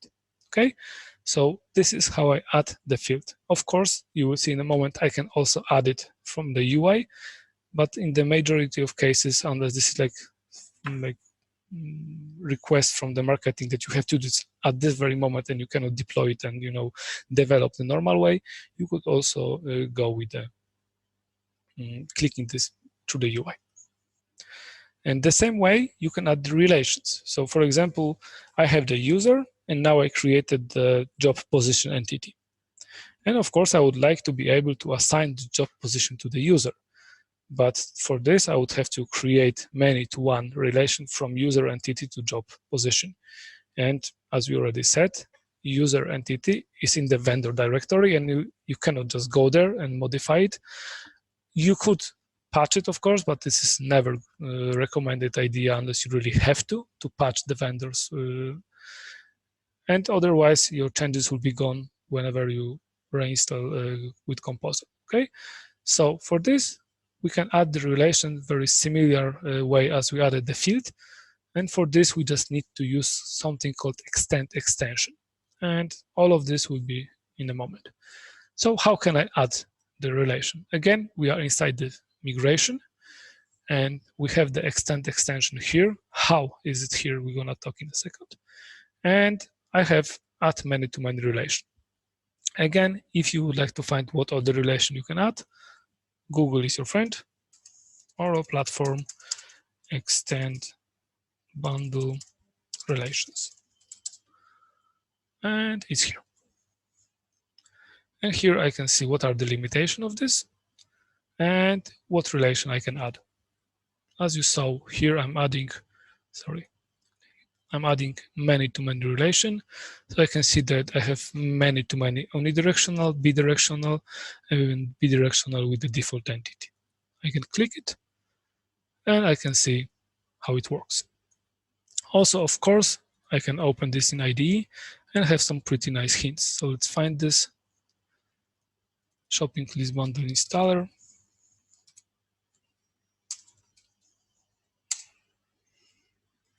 And search for many-to-many.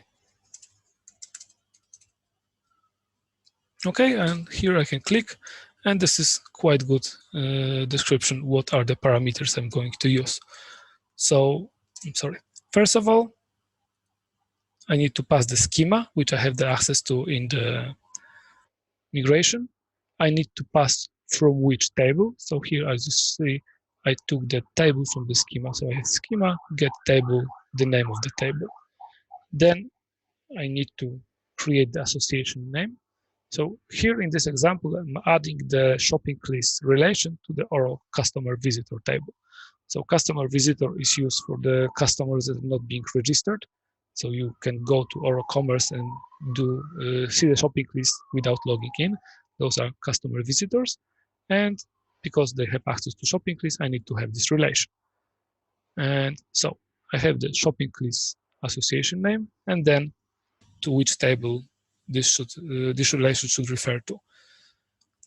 Then the fields that should be used for the representation of those columns. And here you can see that the first one is to use as a title.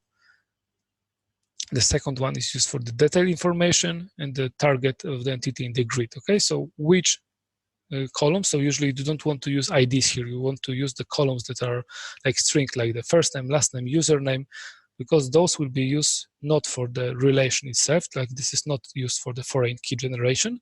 It is just used to display the information later on. If you set the owner to the custom, if you set the owner to the system, you will have to take care of displaying this by yourself. Okay, and then you can specify additional options.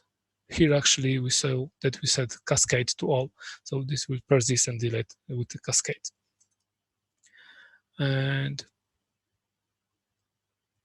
okay, so the extension is the extension of the migrations, and there are a few. Like for example, we have attachment extension, we have territory extension, and those are to help you to create those relations or specific fields. So attachments will help you to create the relation to the attachment table or to create the file fields.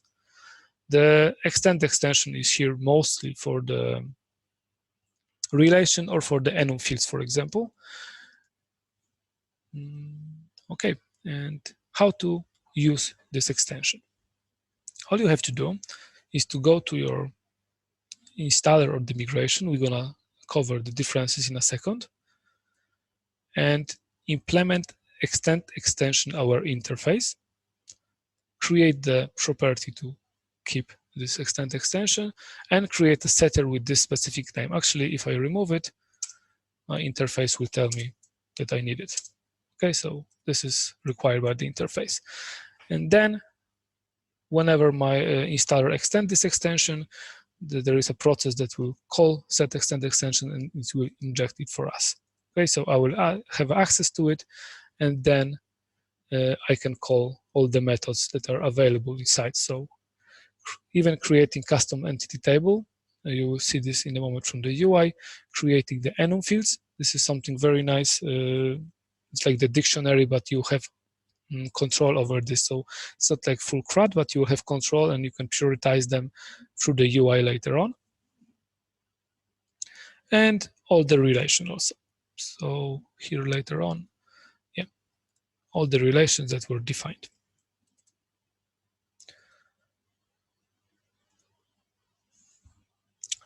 I will show you now that you can use this through the UI.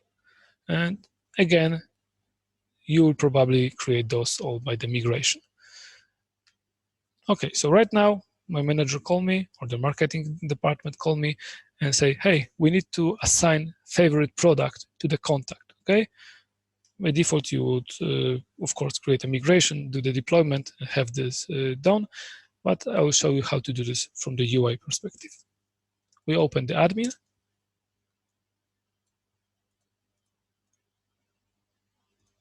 Go to the entity management.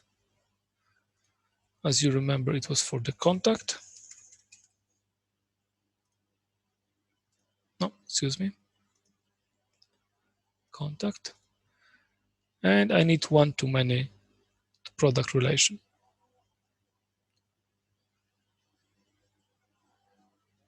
Okay, so I have edit, or actually no, create field. Field name, product. And so excuse me, one-to-many. Yep. So here I have table column because I want to have this as a column, not just a serialized field. So I can then filter by this, and one-to-many. Okay, this is just the first step. This is field name, not the label. So I recommend using, the snake case, for example, and without any special signs or not from the big letters or uppercase. And then here we have the label and some description. We point to which entity we would like to create these relations. For example, product. If this is bidirectional or not, here by default it is bidirectional. And those are those additional columns I told you about here in the See, so which should be used to generate the names. So let's say the SKU. Here you can use SKU and status and detailed all three fields. Then for this relation, I can set the configuration, like because I have this config value. So should this be visible on the form? Should this be visible on the view? So it's exactly the same. I was able to specify when I was creating a field. And for example, if this should be auditable. So let's save it. And before I click update schema, I will show you the contact in the cache. Here we had the properties for the picture and for the last contacts information like date in, date out, count. Okay. So I will create the update schema. Again, it will really update the schema for me and create the relation. So let's proceed.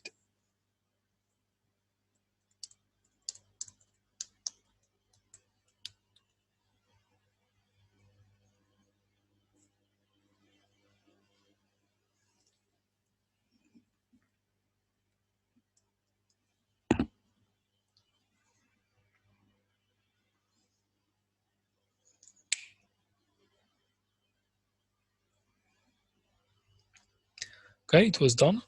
So first of all, if I found contacts here right now,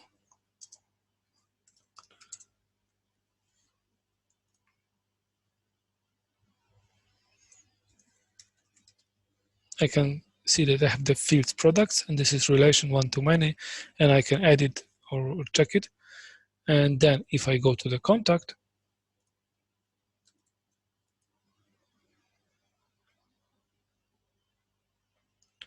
and open Debra, I can see that it was added to the view page. I have the information. Of course, I did not assign any products yet. And if I edit, I have the additional, and here I have the products. This is many, so I can just add them using the. So here you see the detailed right now, right? So let's go back to the field, so to the relation definition. And you can see detailed information, and the comment in the code said that this will be displayed in the data grid when you select. So you can see the information about the products here. I can, select them. Here I have the information from the second field, and I can store it and have them displayed as a link here. Okay, so I just have the SKU and, for example, this enabled. I could use, of course, different fields here. And what's also nice, as I told you, that it is generated in cache. So right now you can see this cache class generated. It has the property products and setters and getters for this as a product. Okay, so now I can really edit this. I can do anything. So this works like I would have owner custom. If I would like to add it by myself, for example, use very specific form component, or I don't want to have it in the form, just in the view because it should be set by some API calls, I will set owner to system and modify it myself, or I will keep owner custom, and then in the form I will just set is enabled to false. So it will still be displayed automatically in the view, but I will have to take care myself of adding it to the form. If I decide, this was also the question FAQ, as I remember, to add it automatically in the form and then to overwrite it in the form extension, I can do it in two ways. First of all, I can create a pretty simple entity config field value query, and then I will just change the value of this field configuration and set is enabled to false for the form namespace, and then I can add this field to the form extension, or I will just straight add it to the form extension with the option is dynamic field set to true. Otherwise, it will put some config that I've added this to the extension and it was already added by dynamic field extensions. Okay, so you saw that I did it through the UI, but it actually generated the tables, generated the relation in database, and it generates the code, the class to set and get those properties. So right now, whenever I need to work with this contact in the code, I will have access to set or remove products, okay? So I can use it as I would have it inside my contact entity.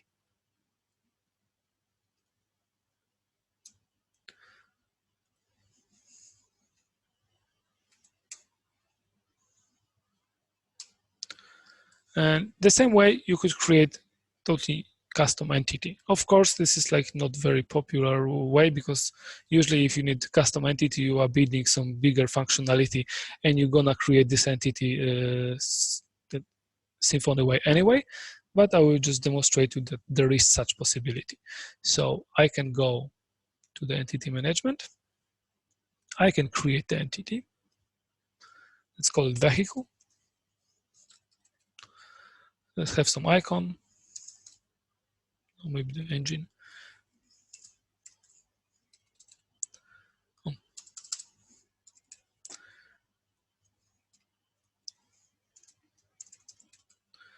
And let's leave all as defaults.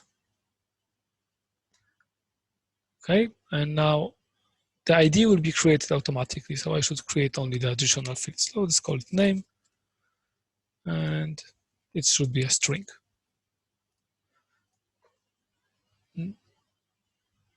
I can define, for example, all the fields that I would define for typical properties of the entity, so all the or config field annotations. So import export, or for example, auditable. Okay. Once I have the entity in the fields, I can add some additional fields and then click the update schema.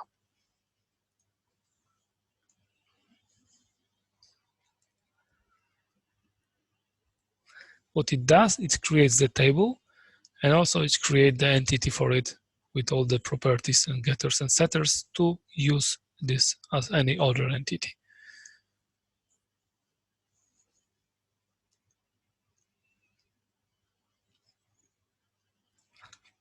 Okay, so actually I can open the database. I can refresh it, search for vehicle or extended vehicle. I see there is ID, there is a name, and the serialized data. Serialized data would be added to the extendable entities, because if some conditions are met, for example, this field is a string or just a number value, and it doesn't have to be searchable in the backend or filterable, it is possible to create this field as a serialized data. So it will be not additional column, it will be just serialized and stored here in this field with other serialized fields. And now I can use this entity. First of all, it generated the simple CRUD for me. So here under entity, I have the vehicle, and this is very simple CRUD. So let's create some. I don't want to do any commercials here, so vehicle A.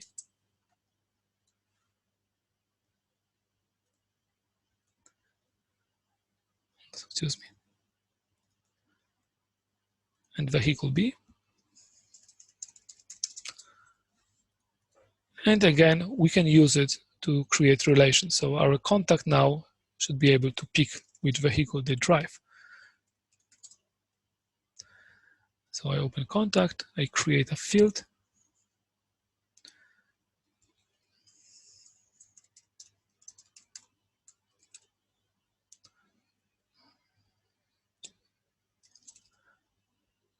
And now it's many to one. So many contacts can have the same type of vehicle as favored.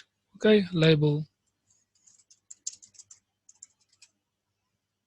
Now I point to which entity, and as you can see, I have the vehicle already here. And it doesn't have to be bidirectional, and it should point to the name. So I will see the name in the representation. The relation, the foreign keys are bound by the IDs, identifiers of those tables, and this is just to display the relation on the view.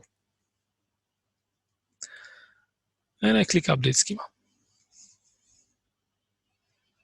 So I would not be able to do this without extended functionalities, because as I have full control over a vehicle, I could create it inside my bundle, add any properties, any annotations, and create the migration myself, of course. I do not have the access to contact, direct access to contact entities, so I would not be able to create many-to-one relation with contact as an owning side, which I did right now. So first of all, I can go to the contact.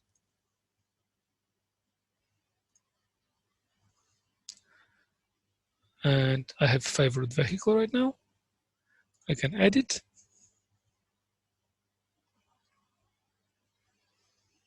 And there is a vehicle. And I can pick which I want, save it, and it's displayed here. And how does it look here?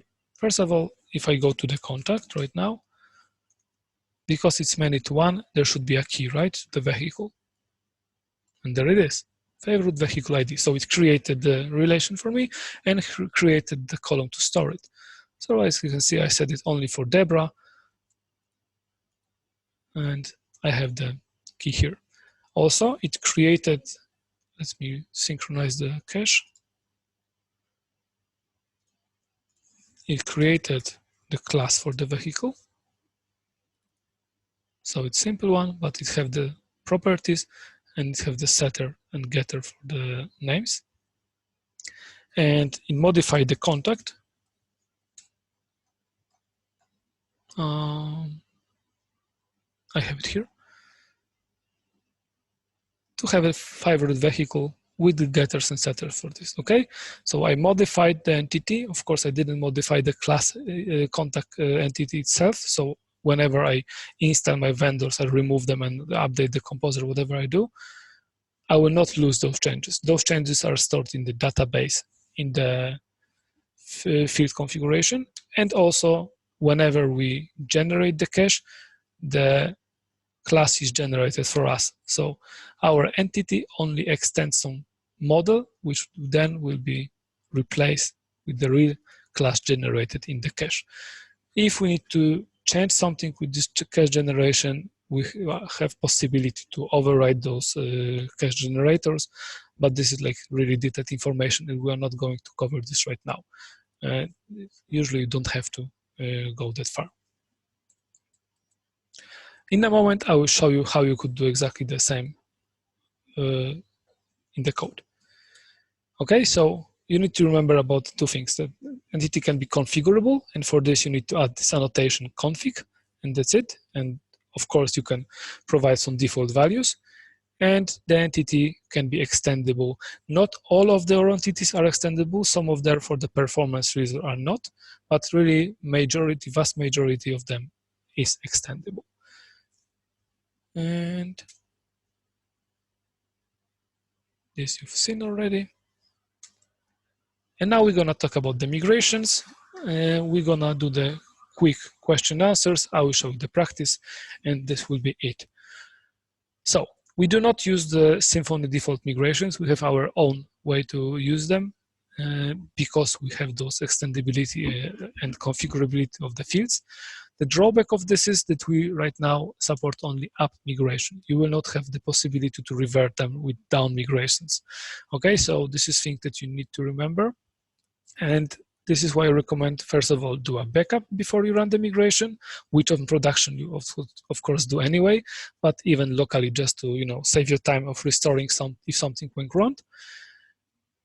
And also you can of course execute the migration with the dry run and show queries flag. And this way it will show you all the queries that should be executed. Okay, and so if we think about the migration, there are two things. The first is the installer, which is what queries should be executed when you install the bundle. And the second one is the migrations, which should be executed when you update it. So where do you put the installer?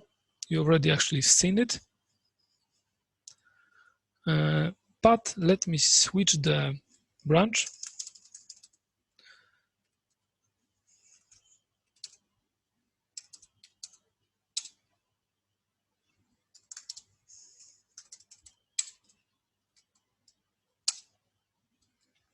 I'm on this new branch right now, and I will update the application in the background. So the comment I told you yesterday, platform update, it will execute all the queries and everything for me. I can run it, but also you will see part of the solution just briefly. So if I would like to add the installer for the bundle, I create the migrations. Oh, actually not synchronized yet. I create the migrations directory. Inside I have two directories, data for the fixtures and for the demo data, and the schema for installer and the migrations. So the installer goes directly to the schema directory.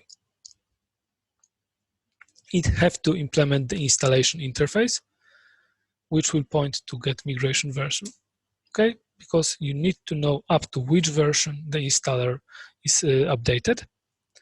And if you will need some services, you can, for example, implement a container, our interface. And usually you will need extension because you will create some relations, okay? So right now I have the installer, and whenever this installer is executed, it will call up migration. So first of all, how it works. How does it know the application if it should execute installer or the migration? There are two tables, Oro migrations and Oro migrations data. First one is for the migrations, the second one is for the fixtures. So right now we're interested in the first one. Oh, I forgot the switch force, which actually is good. So you can see right now my migration with naming type was not executed yet. So I can look for it.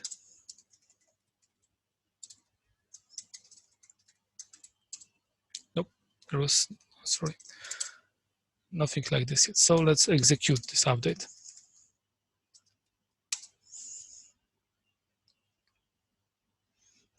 It checks the requirements the same way as it checks them during the installation.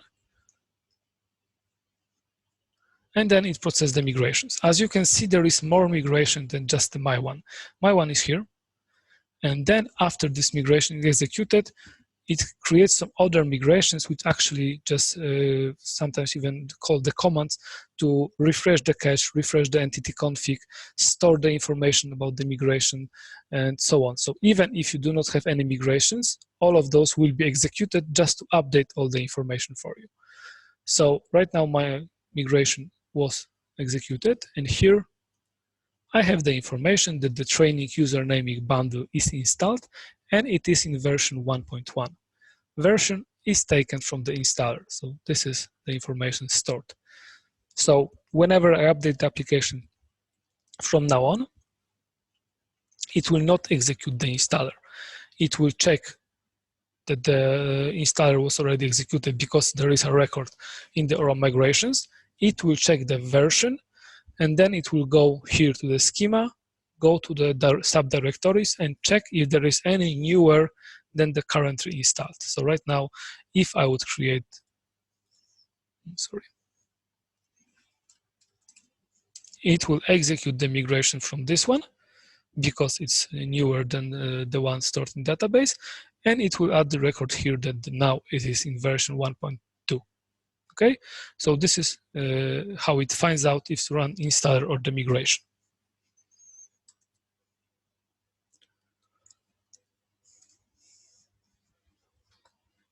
Our recommendation is to always update the installer to the current migration version. So of course, you could just have the installer at the very beginning and then just go on only with the migrations. It is not the best way for a few reasons. First of all, let's assume that I created a comment field and I set it to be a text, okay? Of course, after some time, there was a complaint that the comment is only 200, sorry, it was a varchar. It was only 255 characters long and I want to have it longer. So of course, I would create a migration and change the type from varchar to text, for example, or some other type, okay? To store longer values, sure. Now I run the update, the migration is executed because the installer was executed before, and the field type is changed. Excuse me for a moment.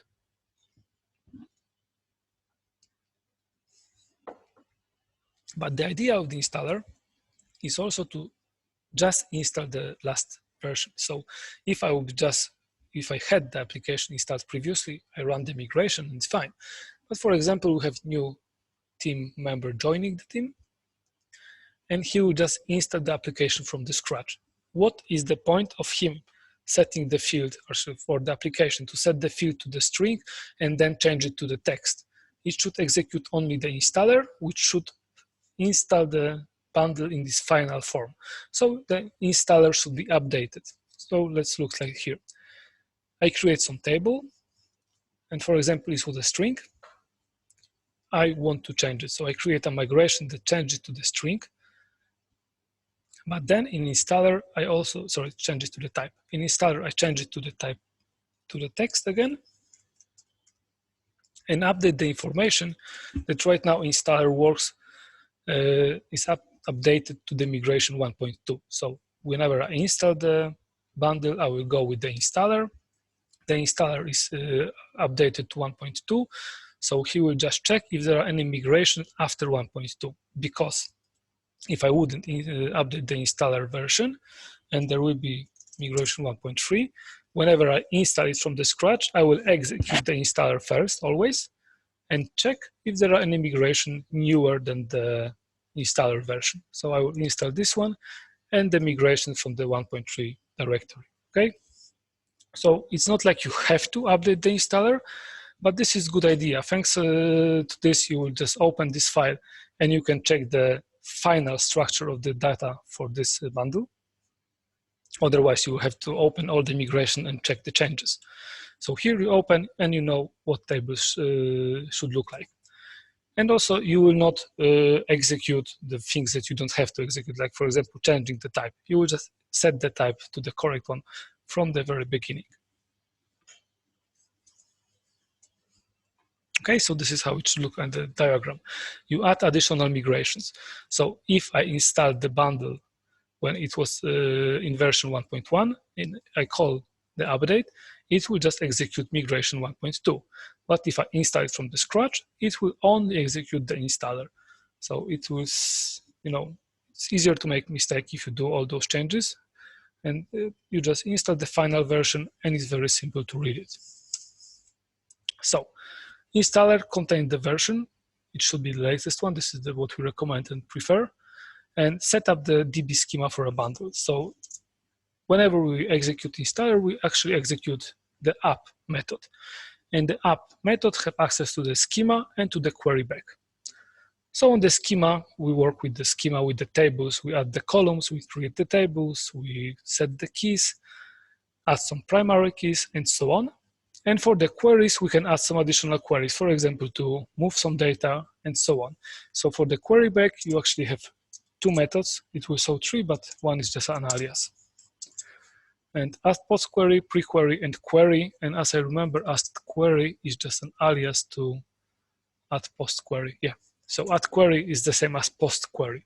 So post queries are executed after all the schema changes, and pre-queries are executed before them. Okay. So it depends if you want to do something with, for example, the data before or after the upgrade. For example, before upgrade, you may move them to some temporary column. After changing the column, you move them back, and so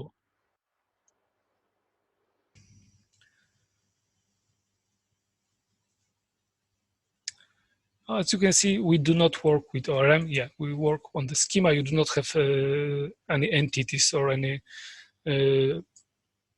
anything connected to ORM at this moment. Okay, it will work only with the fixtures later on.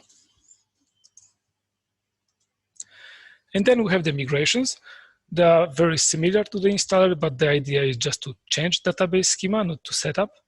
The same way it contains queries in the extension. So let's open the migration. As you can see, we implement different interface. It's called migration interface. The extension, our interface is exactly the same. So we have the property and we have the setter. And in the app method, we have access to schema and the queries exactly the same way as we did in the installer. Also, as you can see, we do not return any version here because the migration version is taken from the directory the migration belongs to. Okay, so this migration is version 1.1. So it's really important. I know that you will copy paste some of the migrations just to have the scaffolding. Just be sure you change the namespace. Otherwise, you might mess it up, or it will not be executed because your application will already be in that version.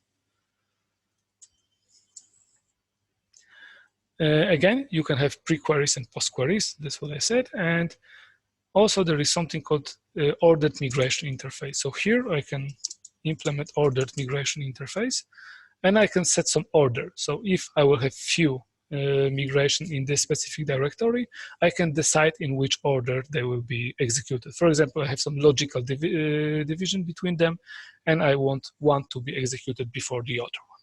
So this interface, we just have the method getOrder. That's it. And if I would like to load the migrations and not all the upgrade, I just execute Oro migration load command. So, oh, yeah, very good. Before you run the update, you should always clear the cache just to avoid any mistakes. So, bin console, Oro migration load. I can execute it because as with the update, it will not be executed without force flag option.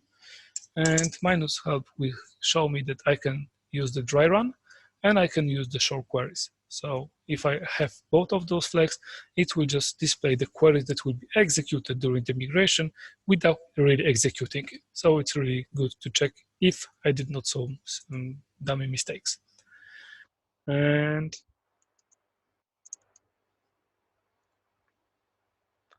during this example, as I remember, yeah, this is, for example, how you can create some specific queries. Like I created the query using the parameterized SQL migration query, and I can execute the query, in this case, post-migration, so after the migration is executed. And the one that is really important for you is this one. Let's open this in IDE.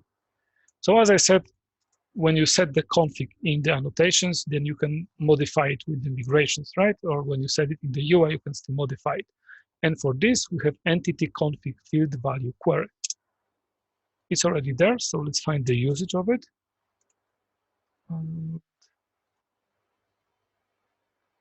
Okay, so it won't be here. Let's see the hinge.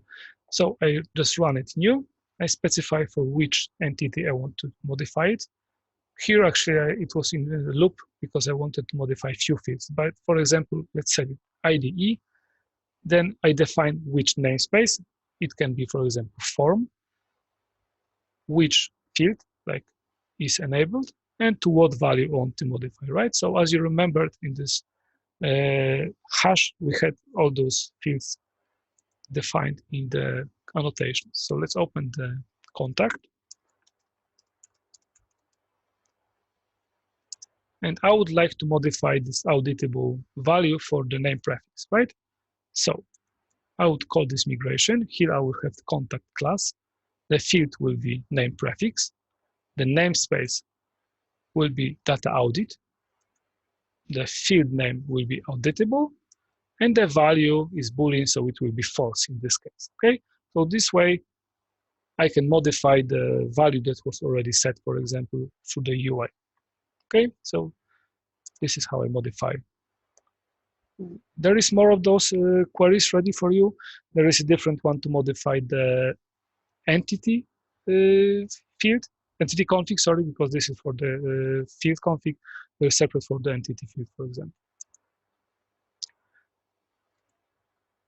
Okay, let's continue. And the last part for today is how we work with the demo data fixtures. So as I told you at the very beginning, in this migration directory, we have the schema where we have the installer and the migrations. And the second directory was called data. And this is where we put the migrations. And there are two types. The one that are loaded always, for example, user roles, and the one that are loaded only if you set the load demo data to true.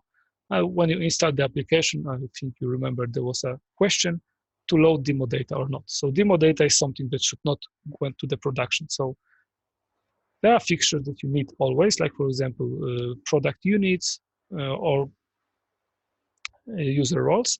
And there are also fixtures that you only need to present your application, how it works for the user during the development or some other demonstration. So this is called demo data. So how it works. You need to put them in the correct directory. The name is not important. So this is the fixture. You can extend the abstract fixture, and then you load them with the similar command, but migration data load. This one doesn't need the force switch because it's a little bit safer than executing the migration. So it will be executed. If you want to install the demo data, you have additional, excuse me. Oh yeah, skip this one. Sorry for this. So first of all, we are using the Doctrine data fixture for this, and usually they do not have version. It's because once you load the products, for example, fixtures or the unit fixtures, you do not want to reload them. There are some conditions that you want to update the fixture, which can be, for example, email template. So I have some email template for welcoming a registered user, and later on I want to change it. So it is possible. All you have to do is to go to your fixture and implement version fixture interface. It will just ask you to get the version, and I here return the version. Whenever this version is newer than the one stored in database, it will reload this fixture. If you have this interface, you need to remember that it can be called when this record already exists. So you need to think, have the logic if you want to update the record or to create the new one. Otherwise, you can create some unique exception, for example. So it's very nice feature to have possibility to update the fixtures, but you need to think about the consequences that you don't want to record the same record twice. And also, as you remember, there was the second table called Oro migrations data. It stores all the class name of the fixtures that were executed. So whenever this fixture is executed, as you see, it was executed half an hour ago, and it just stored the class name here without version, because when I executed, it wasn't version. So it will not execute this fixture again because it's already there. So whenever I execute migration data load command, it will go through all the fixtures, get the class names, check if they were executed. If not, it will execute them. So if I would like to execute this again, I could copy this with different class name, for example, or I could make it version. If the fixture is version, he will check the class name, but also he will check this additional column version. And if the version is lower than the version in the fixture file, it will execute the fixture again. And also, you can use ordered. It was exactly the same as for the migration, but the nice feature is dependent. So if you, for example, want to load users, you probably want to load them after loading user roles because you would like to assign the roles to the users already. So this is why you use dependent interface.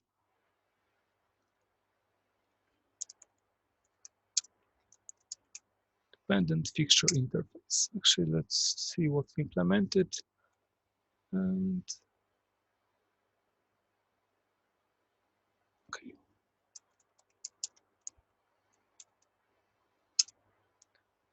See, it's implement dependent fixture interface and have the dependencies. Here, you can have the whole class name, or of course, use the shorter notation with it works the same. So it will build all the dependencies for all the fixtures and then execute them in correct order. So the fixture that other are dependent on will be executed prior to them. Okay, so for example, he will load the business unit and roles first, and then he will load the user data. So dependent fixtures is really important if your fixture should be loaded after some other fixture, and this other fixture is not part of your bundle, so you cannot just use ordered fixture. Then back to the slide with demo data. This is exactly same fixture. They look exactly the same. The difference is that you put them in the demo subdirectory. So here I would create the demo next to ORM, and inside I will create ORM and then the fixtures for the demo data. What is important also here, as you can see, here I work with the objects. I do not use the class names. I'm using, the column names. I'm using the classes and the properties. Okay, so I have access to the ORM and to the entities. So for the fixtures, we go different than for the migration because we do not work with the schema structure here. We work with the data. So for the demo data, I can load them during the installation. If I want change my mind and want to load them later on, I execute the same command as I would do with the typical fixtures, but with the switch fixture types equal demo. This is documentation for you. And tomorrow we will start from Datagrids. Right now, guys, I think we're gonna have like 10 minutes question answer session, and I will give you the practice. If you can, if you feel like you want to, you can try to do this practice by yourself, and tomorrow you can compare the solution because I will present the solution tomorrow at the beginning of the webinar. And okay, so question answers right now. Oh, we have 16. Freddy, when should I use parent? I think this is related to the view that we extended. So here I wanted to use parent because I didn't want to override whole breadcrumbs. I just wanted to add something. So if I comment this, and okay, it won't, and go to the users.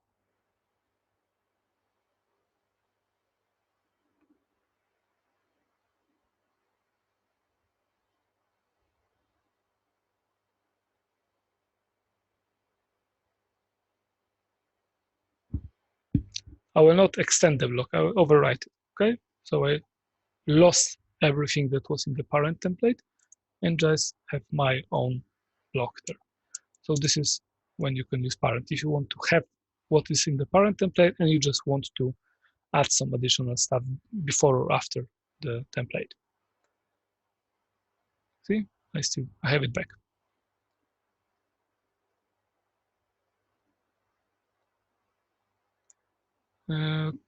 Can you show us a bit of the view render process insights? I'm not sure what you would like to see, Marcos. Please post the question in the Slack channel and we can continue discussion there.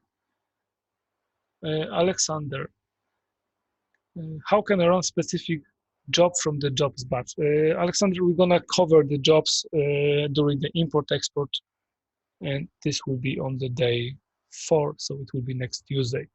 And then I will try to answer your question, okay? Marcos, sorry for the late question. Can you expand on what is compiler pass? Okay, so compiler pass is a code that is being executed. Actually, depends how we define it. After the dependency injection container was built, and then you can modify it. For example, you can change the class name, add some method calls, work with the tags, and for example, create some registry. So this is a way to modify the dependency injection container after it's already built from all the services YAMLs. Okay. What Datagrid is visible means on the Oro option. Please, one example. Okay, so for example, I have this vehicle here, right? If I go to the context grid, I see that vehicle is, first of all, it is visible here in the options, and also it's already enabled. So I should be able to see it somewhere, and it's here, okay? This means that it is visible. The possible option is visible, is hidden, is configurable visible, or is hidden and not configurable. So if I, for example, go and change these values right now,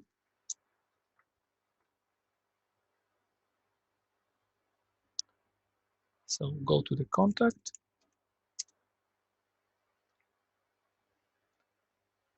and find the vehicle. Up. And here I have the data. Add to the grid settings. Show the filter now.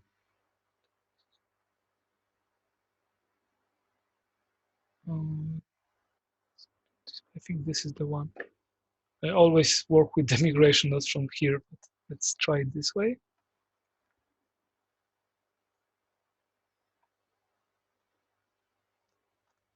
And Roberto, is there a clean way to delete fields added by a migration to an entity, also for those with relationship? So you should remove them as a columns, and also there is a remove field query, and that you use the same way as the query to update the configs. And it is a little bit more complex with the relationships. I will not cover this right now.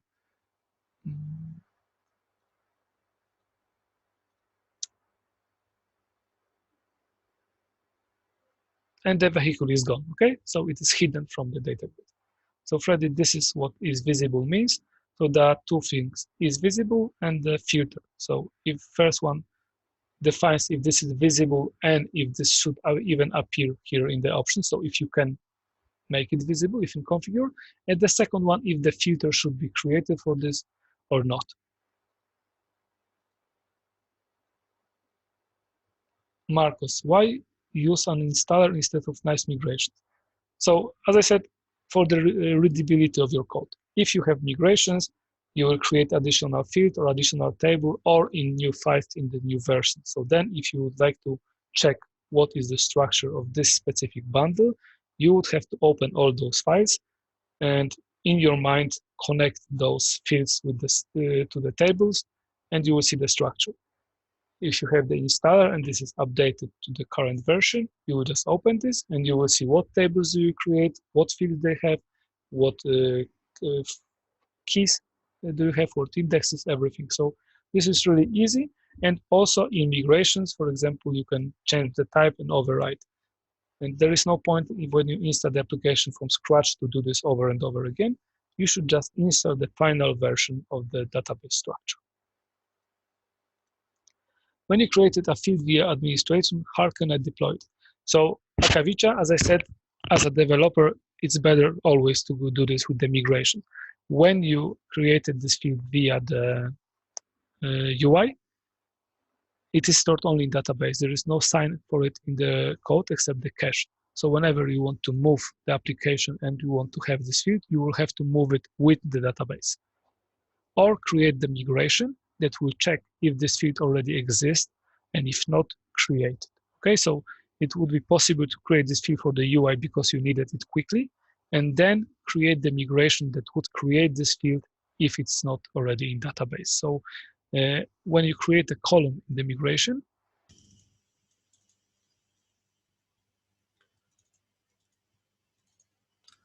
before you add column, you can, for example, have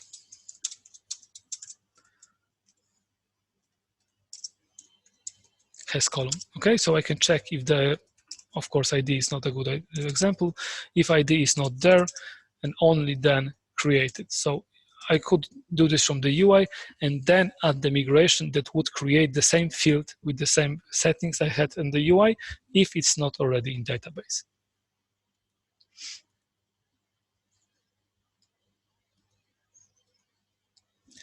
Beamers. It's not recommended to make entity changes to the UI since it would not be portable when deploying to another environment. That's correct. This is why, well, it will be portable if you would move database, but this is why I recommend to always create those changes with the entities or with the migrations. So then you just move the code base and the database structure will be correct because it will be recreated from the migrations. But sometimes there will be urgent need to add this field. You can do this through the UI. You can fix this later on by adding the migration that will just do what I saw here in the IDE. Pedro, how can we add a custom method into the extended entity? Like for the new field, I want to add this new method into, so the setter and getters methods will be generated automatically. And if you need some different fields, you will have to create cache generation extension. We're not gonna cover this. You can try to take a look in the code. So those are cache generators, and you can create extension for them. And this extension we use for them, for example, to implement some interfaces to existing entities. But also you could create custom methods with it. Marcos, why create entities using admin if you can't trust the user and don't have any code to customize? Marcos, I showed this as an example.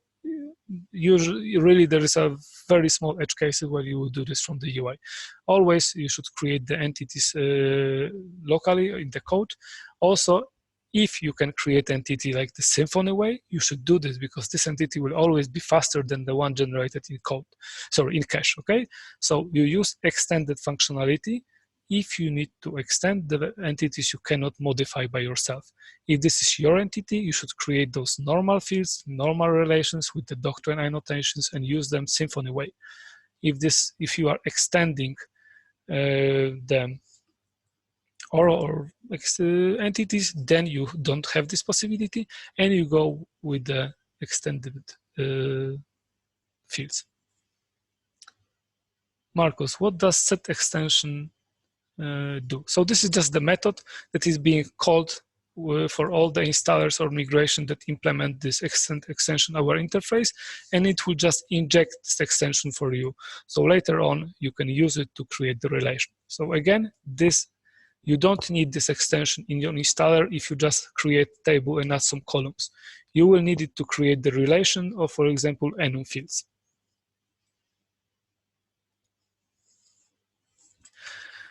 How can you create a migration for auto-incremented field with starting value?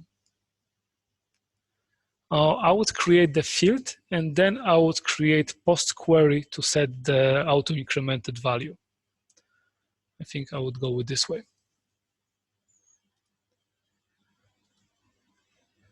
Roberto, the update entity config field value query is the way to modify the entity fields to avoid to add it automatically in the type extension. No, the update entity config field query, it's nothing to do with the form extension or type extension. This updates the value. So you asked before, you shouldn't do this to the UI.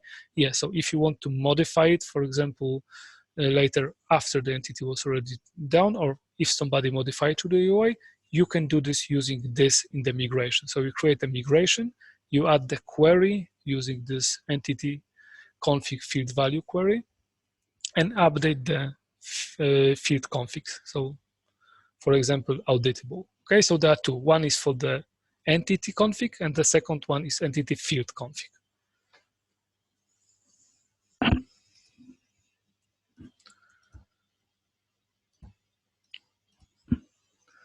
Okay. Can you have different names for fixtures? So instead of demo, it could be 3 directories name. Yeah, it's not that very simple one. You just need to customize a fixture loader a little bit, but this is like half an hour customization, and then yes, we already have this for few clients. So demo data fixtures are perfect if you want to use Oro out of the box or customize a little bit. Later on, you can add some fields to the products or orders that are required, for example, they are not in the demo data. And actually, you will not be able to load the demo data anymore because they will fail because they miss some required information. And this is when you actually can create your own demo data by changing the fixture loader. Should we run all commands be? So Marcos, you don't have to remove the cache all the time. Once you work with Oro a little bit, you will fully understand when you have to do this or not. Always you have to do this when you, for example, add new bundle. It's really recommended before running the migrations or running the platform update. Before the fixtures loading, like you give the example, you don't have to do this, for example. Can we change its behavior so that bin console nukes for cache on its own? I'm not sure you want to do this.